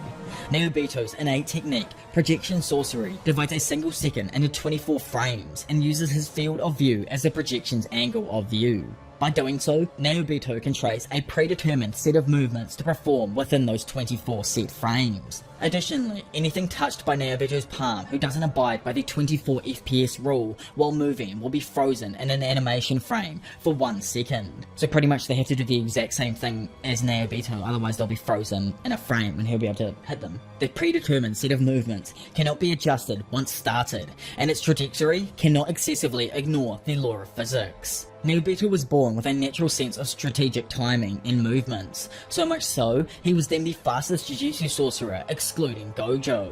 That being said, this was when Naobito still had both arms, which is kind of like a big oof moment right there. Two small volcanic openings suddenly appear behind Naobito, and he cannot avoid the crossing heat waves in time, so he is heavily burnt by Jogo's technique. Jogo says that that's 3 and prepares to finish off Naobito when Sukuna's strong presence abruptly gives him the chills and grabs his attention. Meanwhile, Nanako and Mimiko, remember what was going on with that with Sukuna's finger? They force feed him one of Sukuna's fingers and Jogo then finds them soon after. So those battles were like kind of going on simultaneously, so you kind of get an understanding of how like the fights are working right now. Things are going on at the same time as this is going on. So it's all very, very confusing. Annoyed, he demands to know how many fingers they fed him, but the girls quickly flee. While Sukuna's marks still remain on Yuji's face, Jogo decides to make the best of the situation. Geto informed Jogo beforehand that if Yuji ate a finger for a day for 20 days, he probably wouldn't lose control of his body to Sukuna. In contrast though, feeding Yuji 10 fingers at once might temporarily force him to lose control. Jogo takes out a small scroll of 10 fingers and tells the King of Curses that it's time for him to wake up. Oh yes, it's that time of the freaking battle, it's time for the man himself. Jogo looks over to see Mimiko and Nanako. They're alive, but they didn't manage to escape the station completely. Jogo also notices that their faces indicate they're afraid and surmises that they likely can't use another curse technique to get out of harm's way. While he was distracted though, the silly volcano doesn't even realise the hand holding Yuji's face had been cut clean off. Jogo and the girls are both shocked as an ominous voice demands him to move. Jogo darts away to position himself next to the sisters. He notices that in comparison to Gojo, Sukuna's aura is filled with an overwhelming malice. Honestly, I wonder if something bad happened in his past that sends Sukuna down like an evil path in comparison to like Gojo having like the good mindset and changing from what he thought earlier on, you know, like in the last arc. Just an idea, because I honestly think Sukuna used to be a human and he's turned into a cursed spirit because people became to fear him over time. Anyway, Nanako believes even one movement will result in instant death. She tells herself to just breathe, but she's unsure if even that's safe. Sukuna faces them and says they're holding their heads a little too high. The girls instantly drop along with Jogo, but his isn't low enough. Sukuna creates a giant gash in the wall behind the trio that cuts off the top of Jogo's head. The cursed spirit begins to bleed profusely across his face as Sukuna tells him that one knee was still too high. Sukuna walks up to the girls, and Nanako uses this chance to ask Sukuna if he can free Suguru Geto by killing the person inhabiting his body. Nanako claims to know where another finger is and will tell Sukuna in exchange for helping them. Sukuna tells the girls to raise their heads and gives them a smirk. Suddenly, Mimiko's head is severed. Displeased, Sukuna asks if Nanako thought she could order him around for just a few fingers. Desperate for revenge, Nanako aims her cell phone camera at Sukuna and attempts to activate her innate technique. Sukuna activates his first though and slices the top half of Nanako's head clean off. He follows up by dismantling her entire body into tiny cubes, then literally slices her into nothing but a gruesome spray of blood. Sukuna catches Nanako's phone and surmises that the camera is connected to her curse technique. Sukuna says Jogo is next and asks what he needs. However, Jogo doesn't claim to need anything. This confuses Sukuna, and Jogo clarifies his objective is to simply fully revive him. Jogo implores Sukuna to make a binding vow that will let him take over Yuji's body permanently. Sukuna refuses this though, and reveals he has his own plans, surprising Jogo. Amused by the cursed spirit's desperation, Sukuna offers a token of his appreciation for the 10 fingers. He challenges Jogo to land even one hit on him. If Jogo can achieve this, Sukuna agrees to work with his group for now, and kill every human in Shibuya except for one, to which Jogo willingly accepts. Meanwhile, back with father and son, Megumi tries to visualize winning, but Toji is far too much of a monster to even fathom defeating. Megumi activates his rapid escape when both fighters notice Sukuna's presence suddenly appearing in Shibuya. Megumi uses the torrent of rabbits as a distraction to create distance from his adversary. He also summons Toad and asks himself why he just felt Sukuna. Toji instinctively charges into the swarm of rabbits and nearly stabs Megumi with his sharp and playful cloud, but Megumi dives onto the ground and avoids it. Running low on curse energy, Megumi's sole advantage is that Shoko is stationed somewhere in Shibuya. Flashing over there, Yaga says Ajichi and Ino would both have perished if not for her, but Joko says that that's only thanks to the principal's quick thinking. They set up the station before Nanami even contacted them, freeing him to help up with the mission. Honestly, I think Yaga might actually be the mole who was feeding stuff to the higher-ups and it wasn't even Kikichi in the first place. Back in the battle, Toji chases after Megumi and nearly stabs him from behind. Luckily, Toad's tongue pulled Megumi away down an alleyway to avoid the attack. Megumi understands that Toji made short work of a special grade and his Shikigami are no match for him. He needs to focus on sacrificing his body rather than his Shikigami and decides it's best to limit any injuries to something Shoko can quickly handle. As Toji stands at the end of the alleyway, Megumi surmises that he has to predict his opponent's timing because of his speed and understands that any flaws in timing will surely result in death. Toji suddenly blitzes Megumi and nearly stabs him again, but his foot submerged inside Megumi's shadows. Megumi summons a sword from his shadows and attempts to stab Toji with it. However, Toji disappears in an instant, avoiding it with insane speed. Megumi believes that he's out of options when Toji suddenly recalls a memory of his past. It was the time when Toji agreed to meet with Naobito in order to sell his son to the Zenin family. Toji believed that Megumi would have potential and he could possibly make something of himself in the future. Toji never fit in, but he thought that it would be the best way to take care of him in the long run. After not speaking a word since Megumi met him, Toji suddenly asks Megumi what his name is, to which the goat answers perfectly, saying, Fushiguro.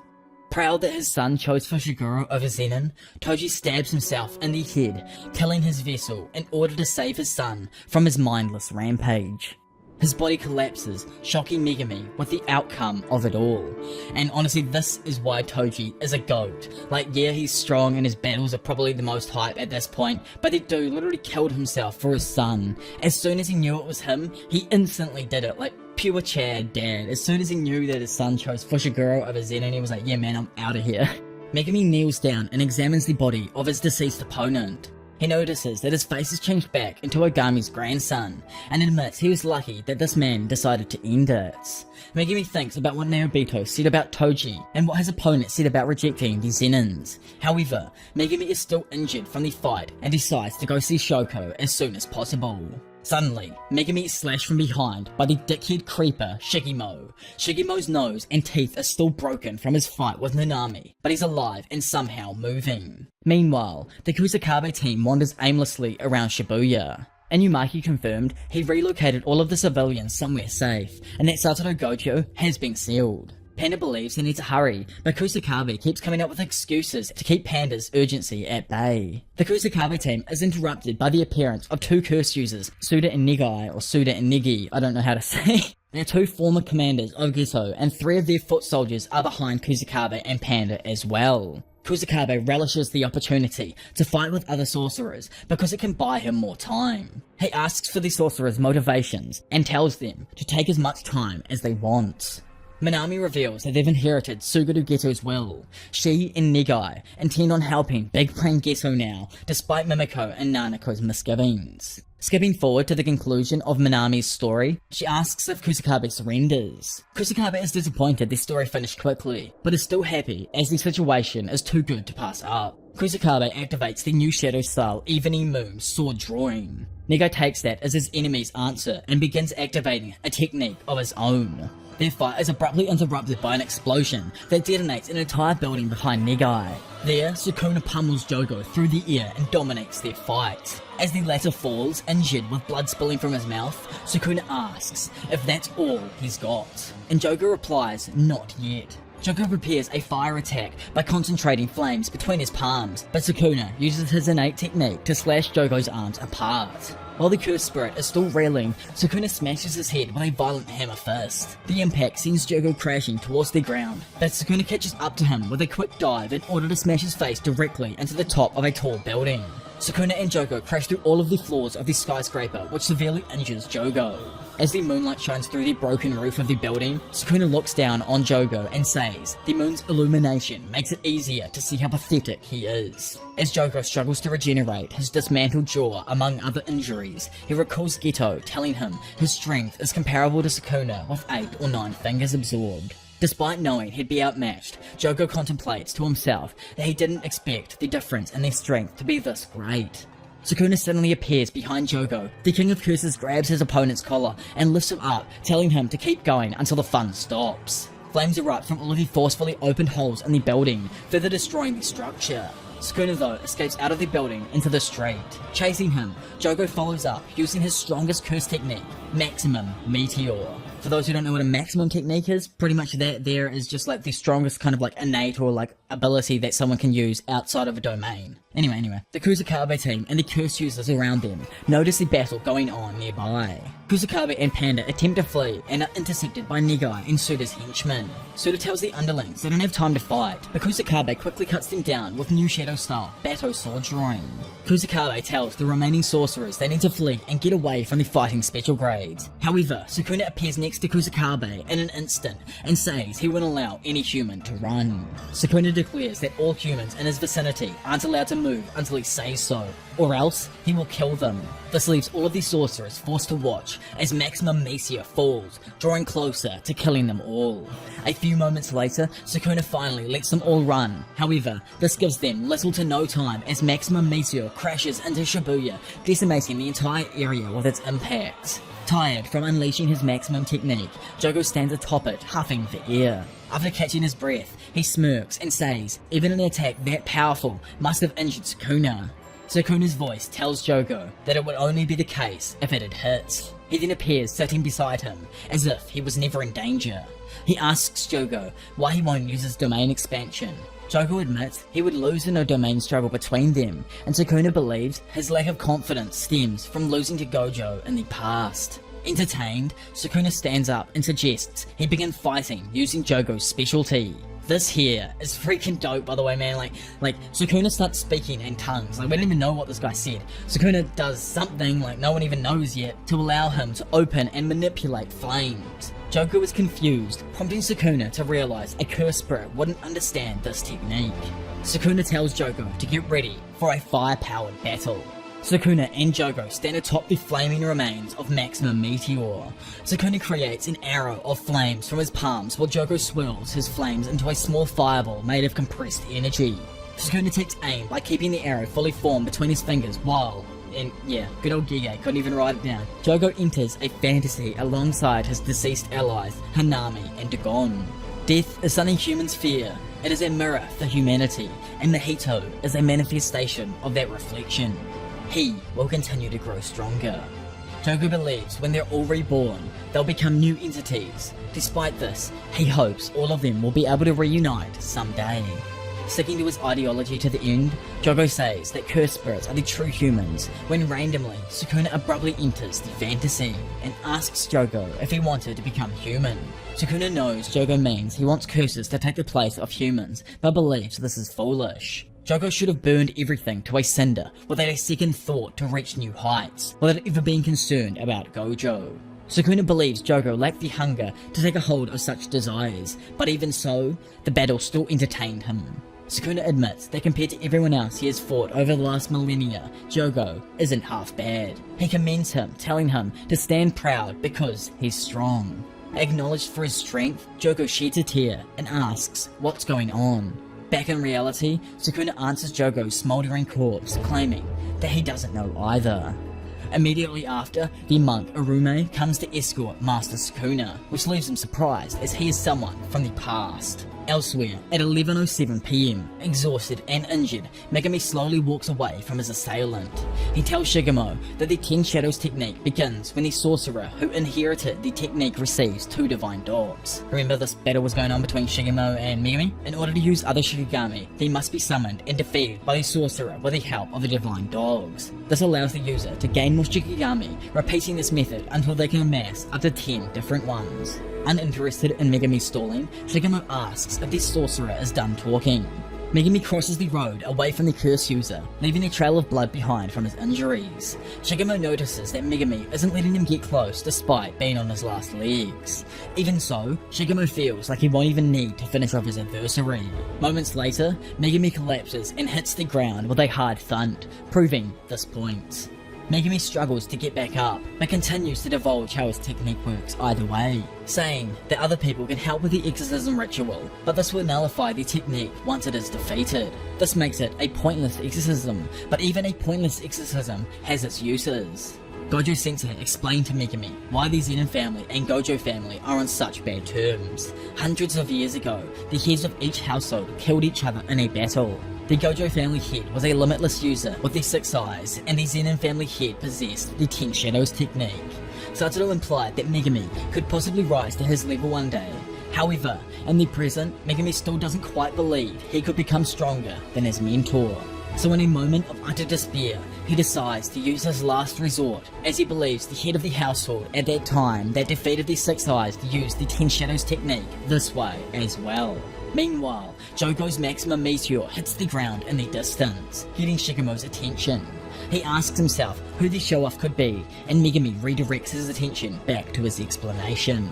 Megami finishes divulging his technique by revealing that a 10 Shadows technique user cannot use a Shikigami unless it has been exorcised. However, they can be summoned at any time using an exorcism ritual. Shigemo turns back around and notices Megami's sudden influx of cursed energy.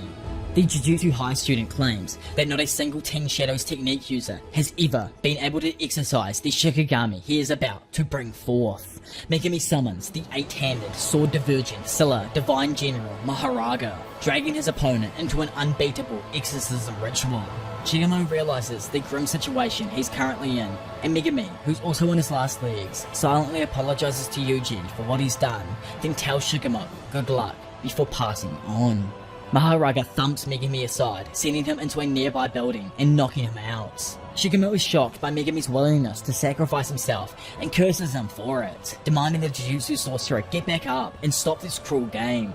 Back with Sukuna, after defeating Jogo and encountering Arume, he feels something is up and leaves the monk behind after telling them not to neglect their preparations. Sukuna disappears and Arume says they'll be awaiting his return. Honestly, this here is just kind of like screaming to me that Sukuna knows something about Big Brain Geto's plans, and he might have even had something to do with it in the past overall, you know what I mean? Just before Maharaga crushes Shigemo, Sukuna saves the curse user. He reads the situation instantly and recognizes that Megami is in a suspended state of death. To prevent this, Sukuna uses a reverse curse technique to heal Megami, telling him that there's still something he needs the student to do.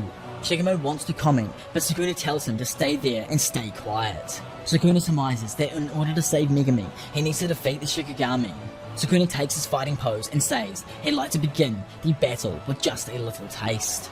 Maharaga attacks, swinging down the blade attached to its fist. Sukuna blocks with his forearm, creating a shockwave that knocks Shigemo off balance. Sukuna notices that the blade is emitting a strange energy and gets out of the way before it breaks through his defense.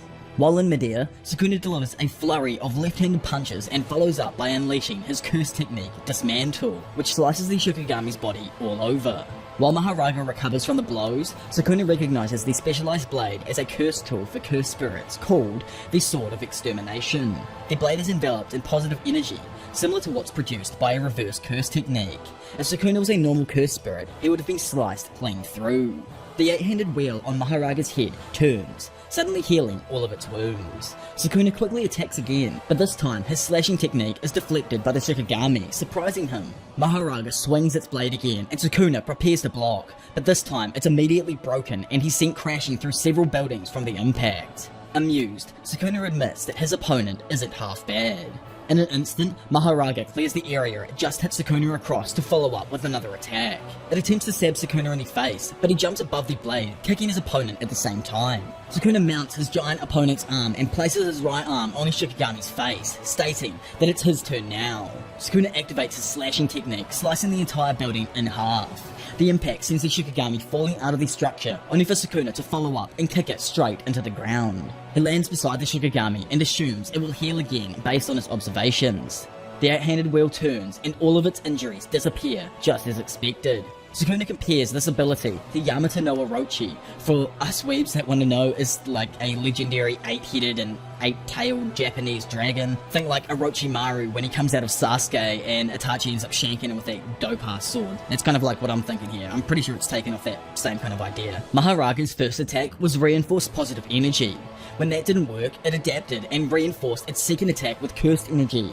Additionally, it was able to see Sukuna's curse technique and deflect it. Both of these things happened after the 8-handed wheel turned for the first time. Furu's incarnation of the 10 sacred treasures and the 8-handed wheel represents a complete cycle of harmony. With this information, Sukuna deduces that the Shikigami's technique allows it to adapt to any and all phenomena. Sukuna admits that if Megumi had unleashed this creature when they fought the first time, it may have been able to beat him. He thanks Megumi for showing him the way and activates his freaking domain expansion, the insane, malevolent shrine. Man, I honestly just love how much Gege goes into depth on Japanese mythology, along with like Indian and Chinese and other like sick as fuck cultures, and like intertwines them all into a story. And like, it really reminds me of what it felt like back when I was a little kid to probably get into a series like Bleach or Naruto. It's just so good. I absolutely love it. Sukuna's technique is divided into two types of slashing attacks: the default slash dismantle and the other cleave. The latter can be adjusted using curse energy to cut down the target in one fell swoop. Malevolent Shrine, unlike other domain expansions, does not manifest a separate space using a barrier. Manifesting one's innate domain without a barrier is akin to painting a masterpiece on air without a canvas, a truly divine and unparalleled technique. By allowing an escape route from the domain using a binding vow, Sukuna increases the guaranteed hit accuracy to nearly a 200 meter radius. He narrows down the effective range to 140 meters to avoid hitting Megumi, but mercilessly slashes the rest of Shibuya apart. Civilians who are hiding out nearby after being rescued by Inumaki are violently torn to pieces. Dismantle is used on inanimate objects, while anything with curse energy within a range is hit with cleave. While Malevolent Shrine is active, Sukuna's slashing attacks relentlessly cut down on everything within its guaranteed hit's effective range. With around 150 meters of Shibuya decimated in an instant, Sukuna surmises that the only way to defeat Mahoraga is to kill it with a new attack before it can recover. However, Mahoraga has not only adapted to dismantle, but to slashing attacks in general, meaning Sukuna needs to act quickly. He activates his mysterious flame technique again and shoots a fire arrow at the Shikigami before it heals. The impact creates a giant barrier of explosive flame that completely decimates the hellish creature. The King of Curses walks back to Megumi with Mahoraga's wheel in hand. He throws the 8-handed wheel past Shigemo and it disintegrates shortly after, solidifying Sukuna's victory. Annoyed, Sukuna asks Shigemo what he's looking at and tells him to disappear from sight. Feeling extremely lucky, Shigemo runs off, excited to have escaped another dangerous situation. His innate technique stores little miracles from every day that are released to save his life when he's in danger. The markings under his eyes show how many miracles are stored, but he's not even aware how it works exactly. Believing he's escaped the day with his life, Shigemo runs off. However, his body suddenly sliced apart as he accidentally runs into Sukuna's domain. His body gruesomely falls into two separate pieces and Shigemo finally dies. Finally, out of like every death that has happened so far throughout the Shibuya arc, this is at least one of the most freaking deserved deaths.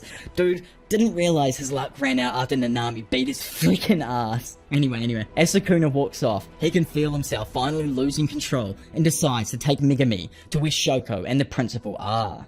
After dropping Megumi off, Sukuna returns to the area in front of Shibuya. With his grip over Yuji's body loosening, he switches control back over to the brat and tells him to take a good look. As Yuji stands there, he's faced with the wasteland that used to be Dogenzaka District. Shigemo's corpse is in plain view as the first thing for Yuji to see as well. Initially dumbfounded, Yuji collapses as memories from Sukuna's rampage invade his mind. He vomits and cries after realizing that Sukuna murdered several people, including Mimiko, Nanako, and heavily endangering his friends and colleagues. As tears fall from his eyes and he huffs for air, he tells himself to just die already. He frantically begins scratching around the ground and continuing to tell himself to die as his grandfather's words play over and over in his head. Suddenly, Yuji stops and sits still for a moment before raising his head and declaring that he still needs to fight. Meanwhile, inside Shibuya Station, the GOAT, Nanami, despite being severely injured by Dagon's death swarm and Chogo's flames, is still alive and somehow walking around with his sword. The left half of his body is completely scorched, including the entire side of his face. He walks past the photo booth while traversing slowly down the hallway. After Nanami passes by, Mahito sneakily watches him move through the station until the sorcerer encounters a large group of transfigured humans. After descending the stairs and coming face to face with the swarm, Nanami begins to daydream about Malaysia.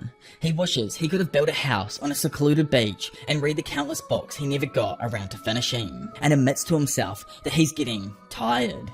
Yeah, I think I'm all about to hurt your souls with this one here, boys. Nanami asks himself if he's done enough already, but continues to fight. He ferociously slices through the transfigured humans with his blunt sword until a familiar hand touches his chest. Nanami looks up to see Mahito and claims he didn't know the cursed spirit was around. Mahito replies that he's been here the whole time and asks if the sorcerer would like to chat since they go way back. Instead of replying, Nanami looks down and speaks to Yu. He wonders why he came back to being a sorcerer himself and asks Hayabara what he was trying to do. Yu Hayabara's spirit appears and points Nanami to his right. Nanami looks over to find Yuji entering the station down the hall. Man, this is so messed up. He tells Hayabara that he doesn't want to end up cursing the young man. So like a damn king in his last moments, Nanami smiles to his protege and tells him that he's got it from here. Mahito promptly kills Nanami by totally destroying the upper half of his body, shocking the poor Yuji. Enraged, in the next moment, Yuji rushes Mahito, ready to take revenge for his fallen mentor. Mahito calmly flicks a small transfigured human at Yuji and transforms it into one that can produce spikes from its head. Yuji avoids the spike attacks, but Mahito uses the transfigured humans to get behind Yuji and prepare his soul multiplicity technique. He follows up by unleashing Body Repel, a reaction that's due to the soul's rejection of the fusion. Mahito unleashes a long transfigured human that attempts to bite Yuji with its giant mouth. Yuji successfully grips its teeth and stops the attack. But Mahito appears from inside its mouth and lands a violent right that smashes Yuji's face and splits it open. Yuji asks how Mahito can toy so aimlessly with people's lives, and the cursed spirit just laughs at him. Mahito doesn't look for a reason, and he isn't remorseful in the slightest. The best answer Mahito can give is a demonstration. He creates Junpei's face with one hand and stabs it with the other, claiming Yuji and him are the same. Yuji tells Mahito he talks too much and that he will ensure that those are his dying words. He removes the blood from his face, stopping the bleeding and revealing a large scar. Nanami's voice reminds Yuji that he must remain calm, so as he takes his fighting stance, he allows cursed energy to flow calmly from his hands as he's determined to prove that he is a Jujutsu sorcerer.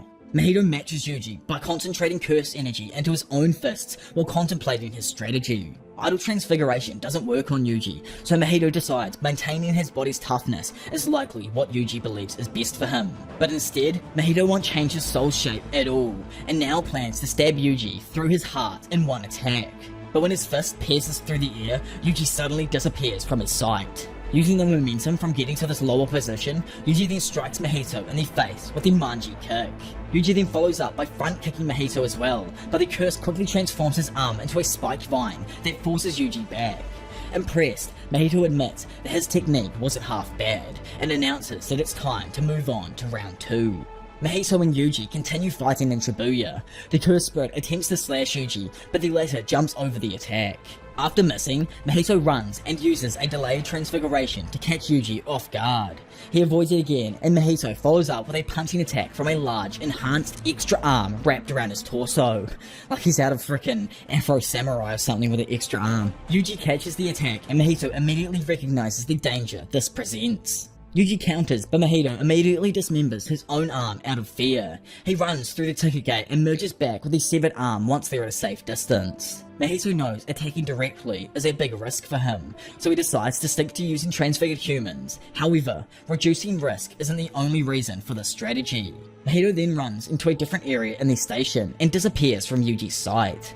The young student gets spotted by 2 civilians who warn him it's dangerous to be lurking around. Yuji believes Mahito had run upstairs and tries to tell the 2 non-sorcerers to hide. Suddenly, Mahito's arm appears from the inside of their mouths and punches Yuji.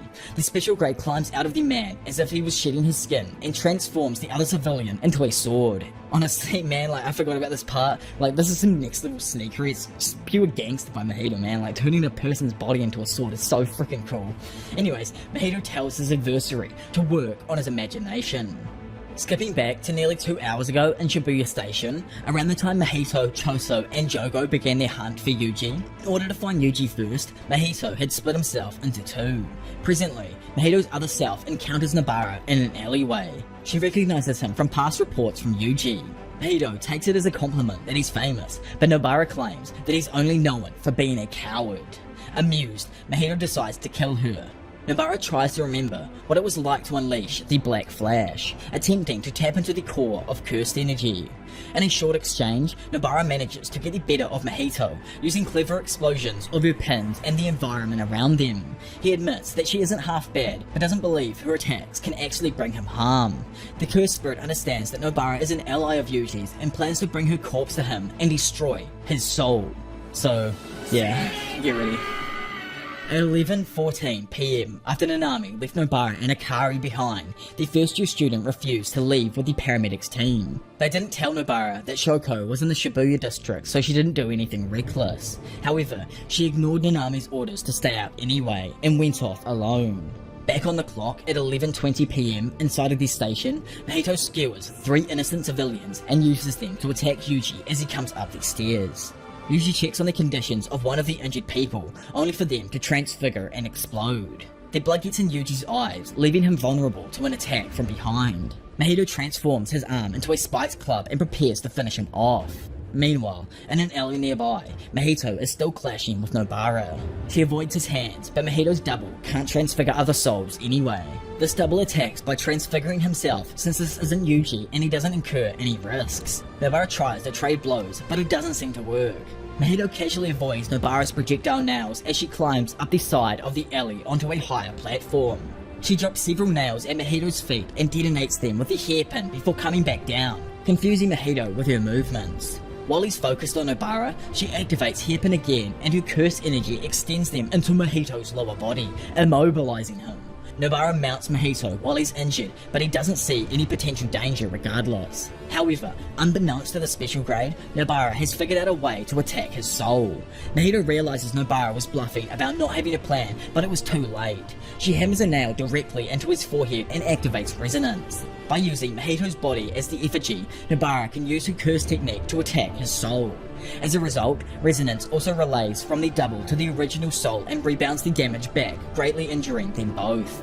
Back in the other fight, this injury just happens to stop him from finishing Yuji off. Yuji manages to open his eyes and recognizes Nobara's needle sticking out of the curse's chest.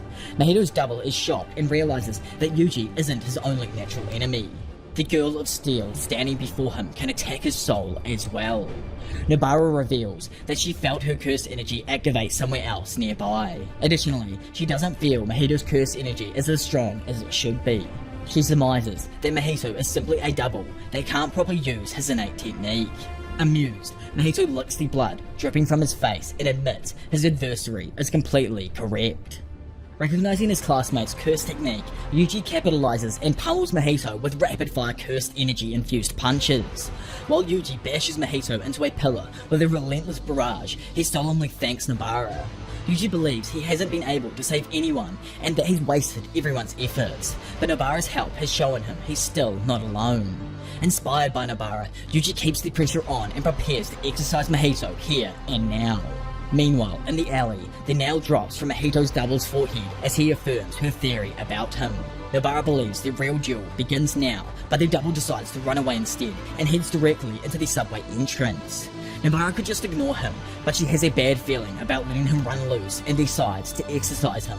Before Yuji can finish off Mahito's main body, the special grace splits into several small spherical versions of himself that run across the room. One of them flares up its cursed energy as a feint to get Yuji's attention and allow the others to escape. The other doubles then reform into Mahito's body as he runs away. Both Mahitos enter the same corridor with the two Jujutsu High students chasing them. Yuji initially believes Mahito is trying to heal until he sees Nobara. He immediately yells for her to run away, realizing the danger she's suddenly in. Since Mahito isn't able to use the idol transfiguration technique on Yuji, he made the second body that can't use idol transfiguration attack Yuji, and his other body that can use idol transfiguration attack Nobara. As Nobara and Mahito fight, he was able to touch her and used his idol transfiguration. Nobara holds her face and recalls everyone in the village she was from being crazy. She used to believe that lots of people were crazy and got in the way of other people's lives, but that was until she attended Jujutsu High and learned that being crazy isn't so bad after all. She pictures the images of all of her friends and apologizes to Fumi for being unable to meet her again in the future. Nobara looks at Yuji and tells him to make sure everyone knows it wasn't so bad, and as she says that, Nobara's face swells up around her left eye and bursts from the effects of Mahito's technique. Yuji watches in horror as Nobara's eye shoots violently out of her head and her blood splatters on his face. Nobara lays before Yuji, missing an eye and likely dead. Losing to Choso, Sukuna's rampage, and Nanami's death had already taken a toll on Yuji's resolve. Having reached its limit a long time ago, Yuji's spirit breaks after Nobara is unable to answer, and he desperately screams her name. This douche, happy with himself, commends his own talents and believes he is a true curse. He then successfully unleashes a damn black flash on Yuji just to follow up on his already dying soul. Mahito's black flash sends Yuji crashing through the station. The special grade continues to beat on him while exposing Yuji's determination for being weak. Mahito believes that it isn't simply a battle to fix something, this is a war of truths. He believes Yuji is the same as him because he kills without hesitation, just as Yuji saves people without a second thought. I truly do love how well Mahito has been written as a character. I freaking hate this guy so damn much. Damn dude. Mahito believes that this conflict will determine which of the two remains 100 years from now. After thoroughly beating Yuji down, both mentally and physically, Mahito asks the student how he ever planned on winning and if he's ever counted how many curses he's exercised. Mahito has never cared about how many people he's killed, and he believes he'll forget about Yuji eventually. He morphs his arm into a praying mantis-like claw and attempts to kill Yuji. However, there is a clapping noise, and suddenly, Mahito is displaced. You guys know what freaking time it is right now. Our boy, our brother, Todo, the eternal brother, appears just in time, having used Boogie Woogie to switch places with Mahito. He says that the prosperous have no choice but to eventually decline. Nita also joins the scene after treating Nobara. Todo mostly tells him to help his brother Yuji next before telling his nearly defeated friend that he must wake up. Helpless and trembling on the ground in front of them, Yuji explains that he cannot fight anymore. Not only did Nobara perish in front of his eyes, but Nanami was killed by Mahito as well. To add to Yuji's suffering, Sukuna slaughtered potentially dozens of people, and Yuji felt he needed to help others to compensate. However, he feels he failed completely. Crying and withering on the ground, Yuji expresses that he simply can't forgive himself. Enticed by Yuji's suffering, Mahito jumps at the group of sorcerers with his arm shaped into a thorn-like weapon. Todo claps his hand and activates Boogie Woogie to switch Mahito's position in the air with Arata behind him. Mahito attempts to turn around and attack Todo, but the student suddenly switches the curse's position with Yuji. Taken off guard, Mahito is left wide open to a powerful kick that sends him reeling towards Arata. Todo quickly swaps Arata and Mahito again and takes position in front of his juniors to face off against the special grade alone. Now what an absolute G, man. Mahito laughs and admits to himself that Todo is extremely disorientating. At the same time, Todo tells Yuji that he believes as long as they keep on living, those who have passed on will never truly have been defeated. He adds that looking for logic in meaning and death can defile the memories of the dead, but Todo still asks Yuji for what he's been entrusted with. Todo tells Yuji that he doesn't need to answer him right now. However, until he does, the first year can never stop fighting. He expresses this to Yuji and runs ahead to fight Mahito alone. Arata quickly treats Yuji's injuries by applying his curse technique. He informs Yuji that his injuries won't get any worse from here on out unless he sustains new ones. Arata has already done the same for Nobara. He admits that she didn't have a pulse and isn't breathing, but encourages Yuji by adding that there is a chance of survival. Arata then takes Nobara and retreats out of the station. Mahito attacks Todo and tries to split himself into a few different ways to outmaneuver his opponent. However, Todo proves to be too efficient at avoiding Mahito. A small transfigured human behind Todo transforms into a large spike, but the third year avoids the attack. Mahito is disappointed his opponent didn't even clap. Even so, he's confident after tapping into the power of Black Flash. He believes it's drawing him ever closer to the true essence of his soul. Todo suddenly claps and interrupts Mahito's train of thought. Yuji appears before the cursed spirit, back in the fight. He charges his fist with cursed energy and reminds himself of Nanami's last words. Focused and recommitted on the battle, Yuji unleashes Black Flash on Mahito, destroying the curse's arm. Mahito is knocked back but quickly heals his wound. Amused, the curse smiles and says that Yuji is back from the dead. Todo welcomes him back into the battle as well, and Yuji stands ready to fight beside him. Elsewhere, on a train, Miwa holds one of Mikamaru's communication devices in her hands. She's disappointed as Kikichi's voice informs her that the Shibuya incident will be settled at any moment now. He tells her to turn back because it's too late, but Kasumi ignores him and asks why he only allowed Todo and Arata to go. Kikichi doctored the records so that everyone else from the group, including Urahime, would be away from Shibuya on October the 31st. Absolute lad, man. Kasumi asks if she's useless and weak since he didn't entrust her and everyone else to go. Kikichi argues that he's the weak one and admits he made mistakes that he couldn't even go through with. He confesses that there was someone he loved and believed they would be fine regardless of the state of the world as long as they were together. With his time running out, Kikichi says his final goodbyes to Miwa as she cries. Kikichi asks her to find happiness and adds that as long as she does that, his wish will have come true.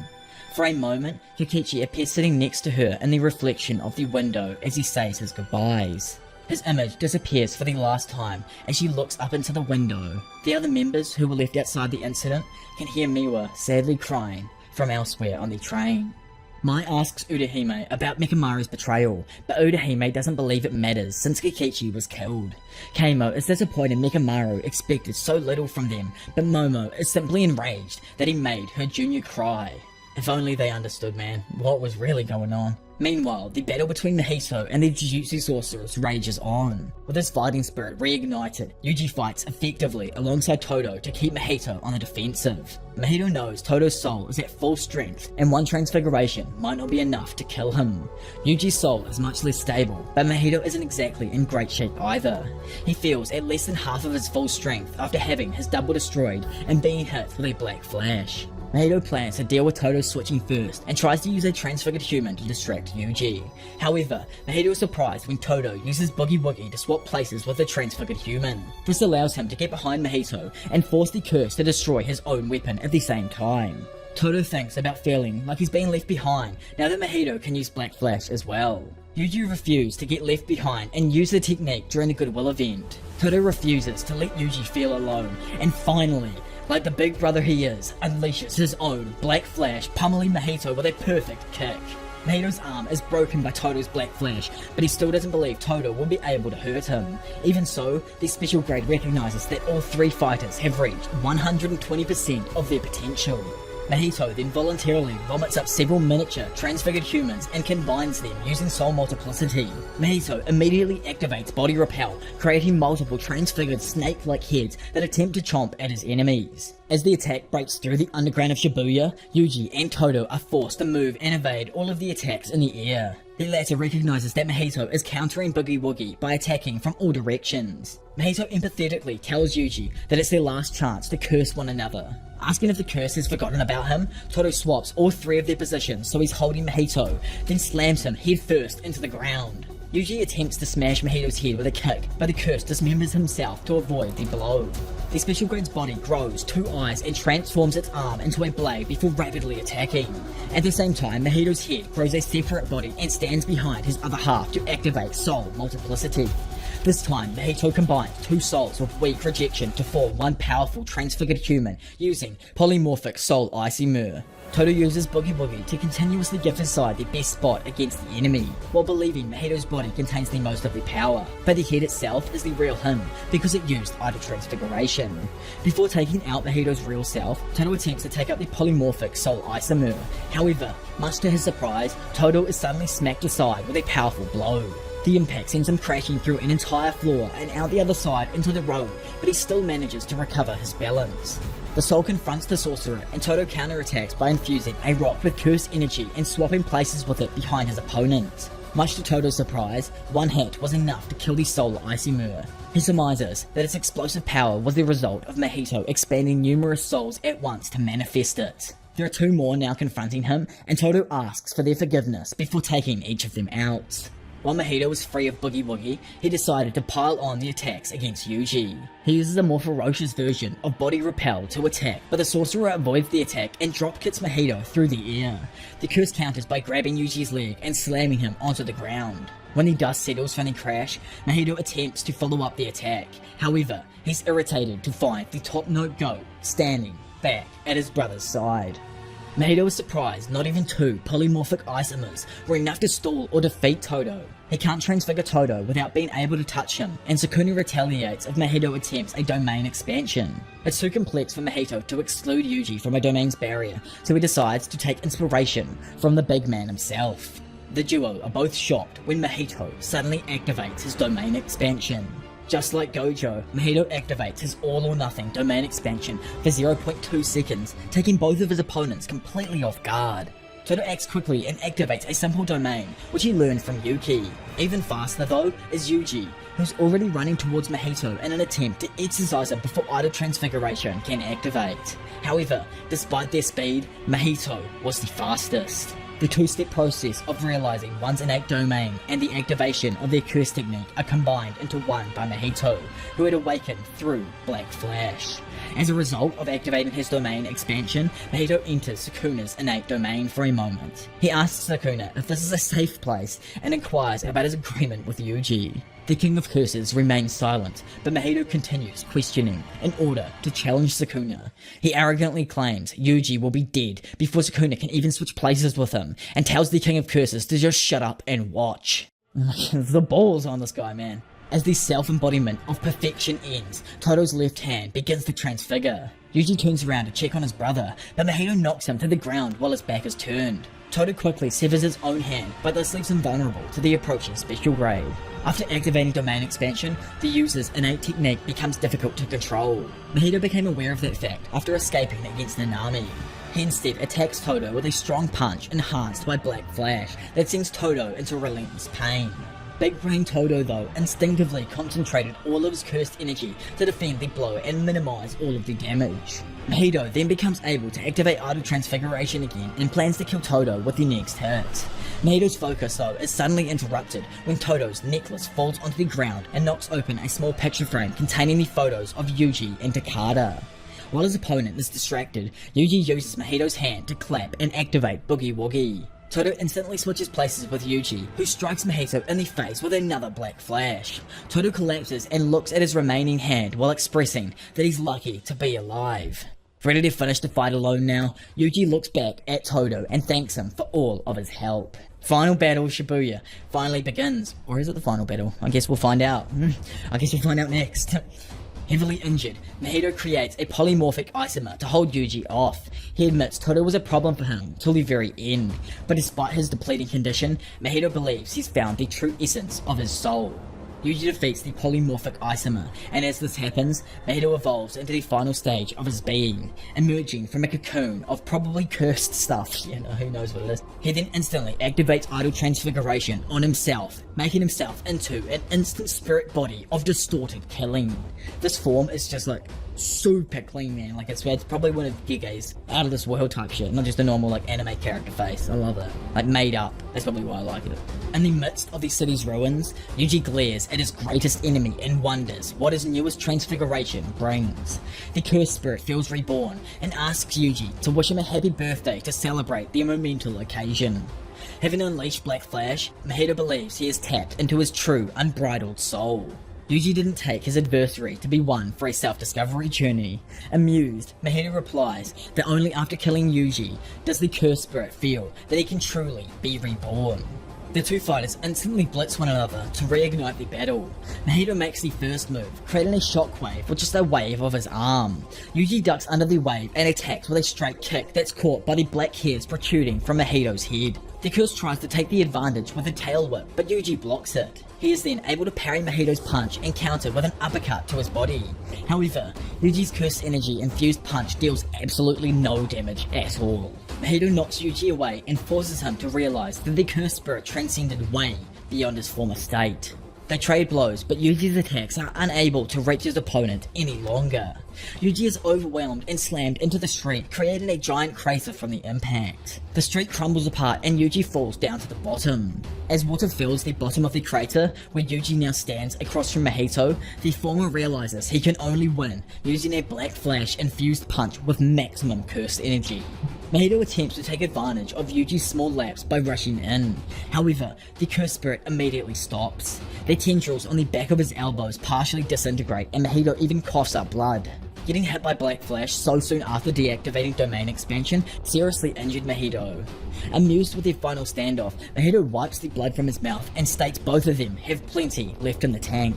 Mahito rushes his opponent, creating a giant splash in the water from his incredibly fast movements. Yuji immediately clenches his fist in his palm and charges all of his cursed energy into it. Mahito attempts to attack Yuji from behind, but the sorcerer ducks under in time. The cursed spirit then tries to come at him with a right hook, but Yuji uses the back of his palm to parry it. Having been hit a bunch now, Mahito knows that he's vulnerable to being hit by another one of Yuji's Black Flash attacks, meaning going in recklessly will only lead to his end. Believing he has a countermeasure in mind, Mahito partially deactivates his distorted killing form on the left side of his body. The special grade believes Yuji will aim at his sweet spot, and that will lead to the chance to counter and decapitate him. Yuji indeed does strike at Mahito's left side, appearing to take the bait. But just as Mahito goes for the kill, a second impact throws the trajectory of his strike off. Yuji ducks under Mahito's missed attack and prepares to deliver the final blow. The cursed spirit reinforces the left side with his instant spirit body of distorted killing and tries to hit his opponent first.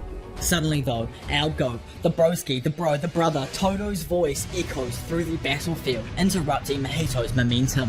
Todo tells the cursed spirit that an arm is simply a declaration, and an act of applause is an acclamation of one's soul. Damn, this man is a poet, man. Bistro Friendo uses his freaking amputated hand to imitate clapping with his remaining hand. Trying to anticipate the switch, Mahito quickly turns around and attacks. He ends up hitting nothing though and realizes that he's been utterly fooled by Todo one last time. Todo apologizes and claims that Boogie Woogie is already dead. Yuji takes advantage of his allies' clever thinking and strikes Mahito with a black flash imbued with maximum cursed energy. The impact from Yuji's blow is so fierce it coats his opponent in a streak of cursed energy that blasts the cursed spirit completely out of the crater. Mahito is heavily injured and forced out of his distorted killing form. Additionally, the special grade is out of transfigured humans. As desperation sets in for Mahito for the first time in his existence, Yuji stands over him. Just as the curse proclaimed earlier in the fight, Yuji admits that he is Mahito. He no longer requires a reason to kill him and will exercise curses no matter what form they take. Fully aware now that he's nothing but a cog in the struggle between two sides, Yuji is confident to play his role as a Jujutsu sorcerer against the threat of cursed spirits. Mahito desperately tries to flee as Yuji chases from behind like a wolf chasing the rabbit through the snow. Dude, when this was going down for the first time, I was freaking screaming and chanting like, oh my god, man, I can't actually, the pages were on fire, full on, they were, seriously, oh my god. Before Yuji can finish Mahito off, someone appears. Geto suddenly appears before Mahito, standing over him and looking down on his fellow special grade. Flashing away at 10:36 PM in Kuala Lumpur, Malaysia, which, obviously is a big shout out to our boy Nanami, and obviously this is where they were going to escape to after things went bad, I think. Anyway, Mei teased Wee Wee about sharing their bed until someone gave her a call back. She revealed to that person that she was nearly killed by Geto and had to escape using Wee Wee's technique. She advises them to sell all of their Japanese stock and Tokyo real estate immediately. Having also already exchanged her yen, Meme expects a possible negative chain reaction could still affect other nearby developed nations. Japan's economy is the third largest in the world and could be in for a major decline. Around the same time, Panda located Kusakabe. Choso was continuing to have flashbacks of Yuji in his life alongside his brothers. After shedding a tear for his brothers, Choso decided he needed to move. Unsure of himself now, Choso needs to know what Yuji is. At 11:36 PM, Geto asks Mahito if he is in need of saving. Yuji acts quickly, recognizing Geto's name and appearance. He demands Gojo back and rushes towards the curse user. Geto nonchalantly, though, explains that people of the mid-Edo period spoke of a mysterious connection between catfish and earthquakes. At the same time, he summons a small catfish curse spirit that swims into the underground. Suddenly, a gigantic hole created by the curse appears underneath Yuji. The first year loses his balance and appears to fall into the hole. However, Yuji abruptly falls onto the ground as if the hole never even existed, completely dazing him. Geto asks if Yuji believed he had fallen and says from a side view it just looked like he suddenly flipped over. He explains the strengths of curse spirit manipulation lies in the high number of moves at the user's disposal. By wielding multiple curse spirits of semi-grade 1 and higher, Geto can unleash different types of attacks every time his opponent adjusts. Geto demonstrates this using a curse that takes the form of a swarm of centipedes crawling out of a black webbing to ensnare Yuji. Then the catfish curse opens another hole at the same time, suspending Yuji in the air without any balance before staking another centipede attack and smashing the sorcerer into the ground. As Yuji lays on his hands and knees, bloodied from the attack, Geto realizes that the first year had nothing to do with the events a year earlier. Instead, Yuji simply demands Satoru back, and Geto laughs in response while admitting that Sukuna's vessel is tough. Mahito attempts to hit Geto from behind, but his hand is easily avoided. The curse spirit admits he knew Yuji was tough all along, since he was born from humans. Geto then absorbs Mahito as the curse spirit utters his final words. Standing before Yuji, holding Mahito sealed inside a black orb, Geto begins to explain maximum techniques. They are an innate technique's most powerful art outside of a domain expansion. Curse Spirit Manipulation Maximum Uzumaki combines the curse spirits in the user's possession to unleash a burst of super condensed cursed energy. Randomly, Geto begins to laugh.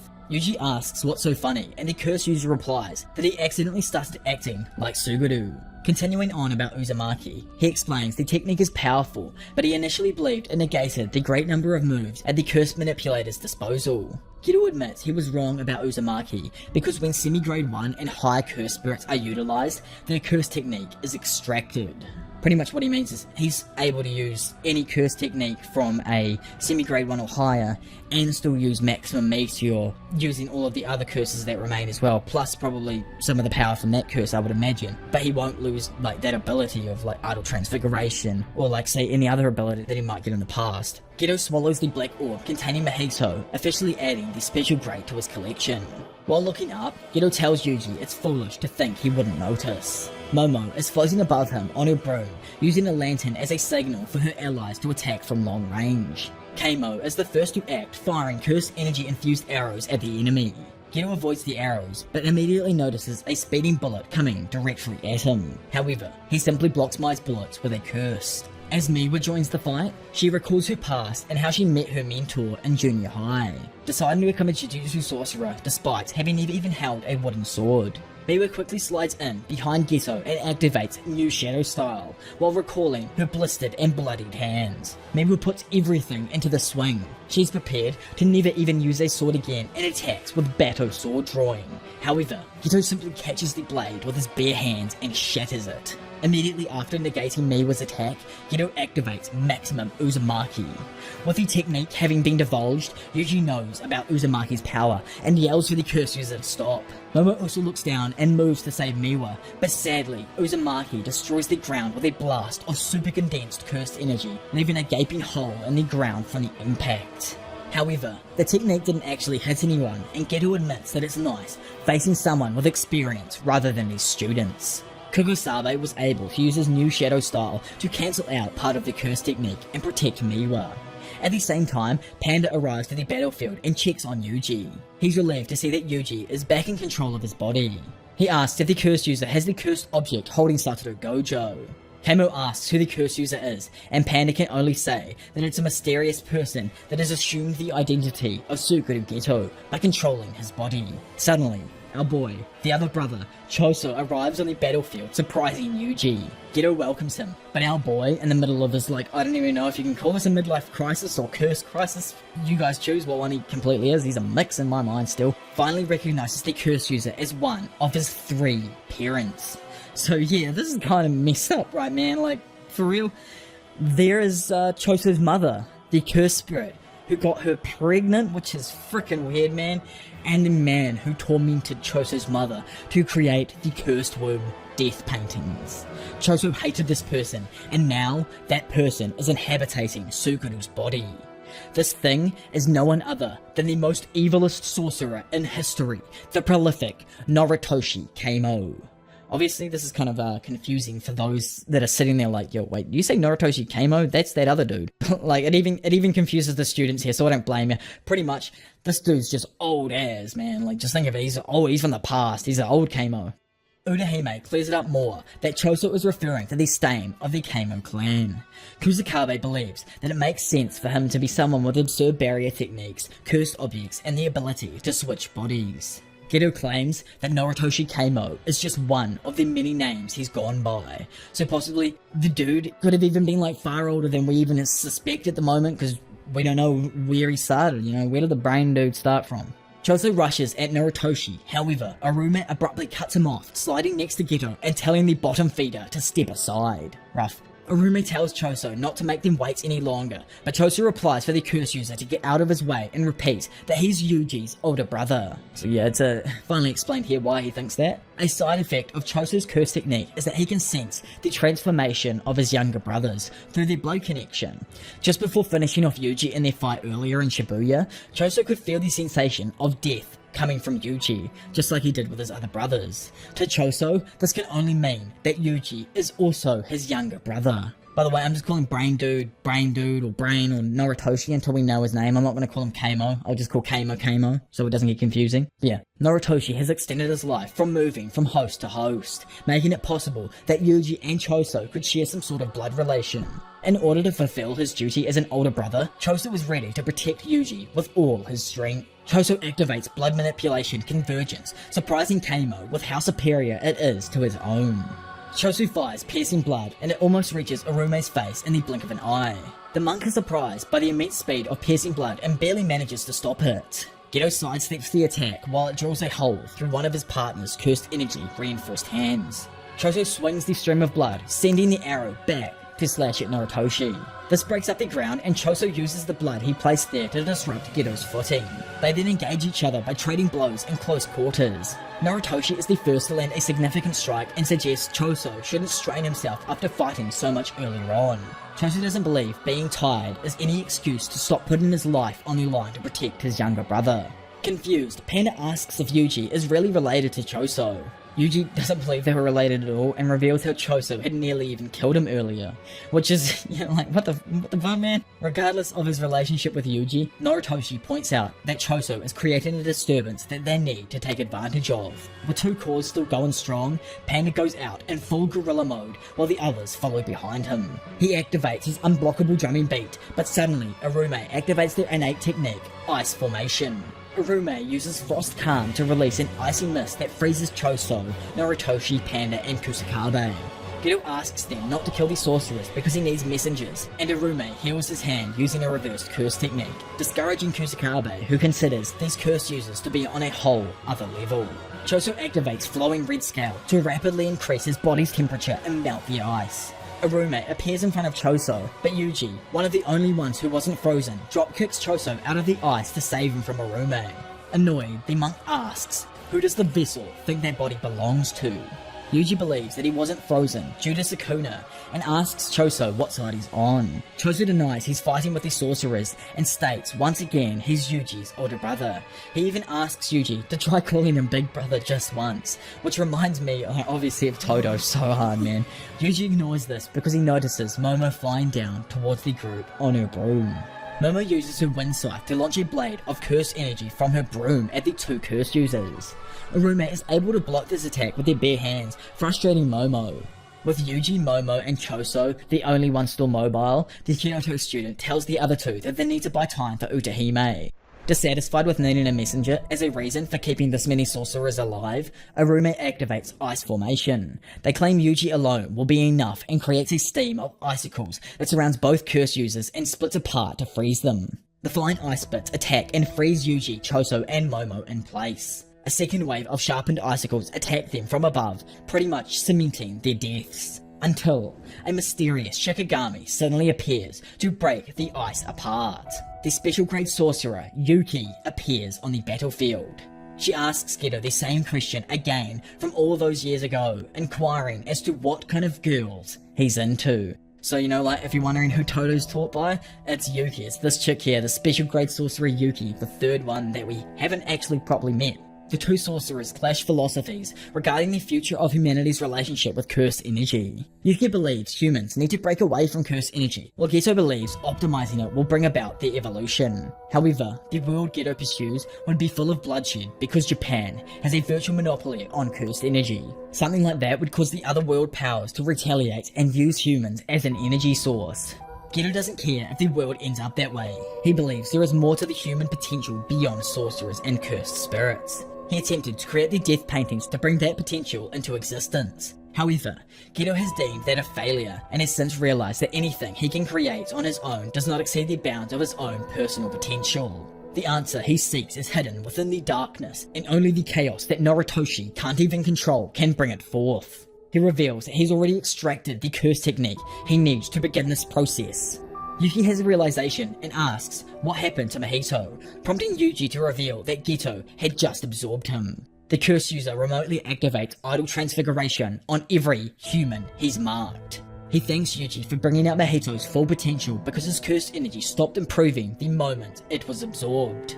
The two types of non-sorcerers had been marked prior to the remote casting of idol transfiguration. The first type are non-sorcerers who are meant to stay as such, but instead have awakened new curse techniques, much like Junpei. The second are vessels that ingested cursed objects like Yuji. Geto's plan is to release 1,000 malevolent sorcerers and get them to fight one another. Yuki doesn't believe 1,000 rational people would fight one another to death, but Geto assures her he wouldn't make any oversights. Annoyed, Yuki asks Yuji to help her beat up the imposter. Yuji can't move though due to the ice holding him, but Chosu's poisonous blood abruptly causes Arume to collapse down onto one knee and the ice suddenly starts melting. Before they move though, Geto declares the cursed objects he provided were created from the sorcerers he made vows with a millennia ago. However, those vows became null when he obtained Suguru Geto's body. Yuki understands the implications of this, just as Noritoshi announces that this is the world of the future. He shows the prison realm to his enemies and bids farewell to Yuji, claiming to expect a lot from him in the coming times. The young man calls out Gojo's name one last time, and Geto, or Noritoshi, or Brain, or whatever, finally addresses Sukuna directly. He tells the King of Curses that an era reflecting the Heian era is coming, and that the golden age of Jujutsu is returning. So, that officially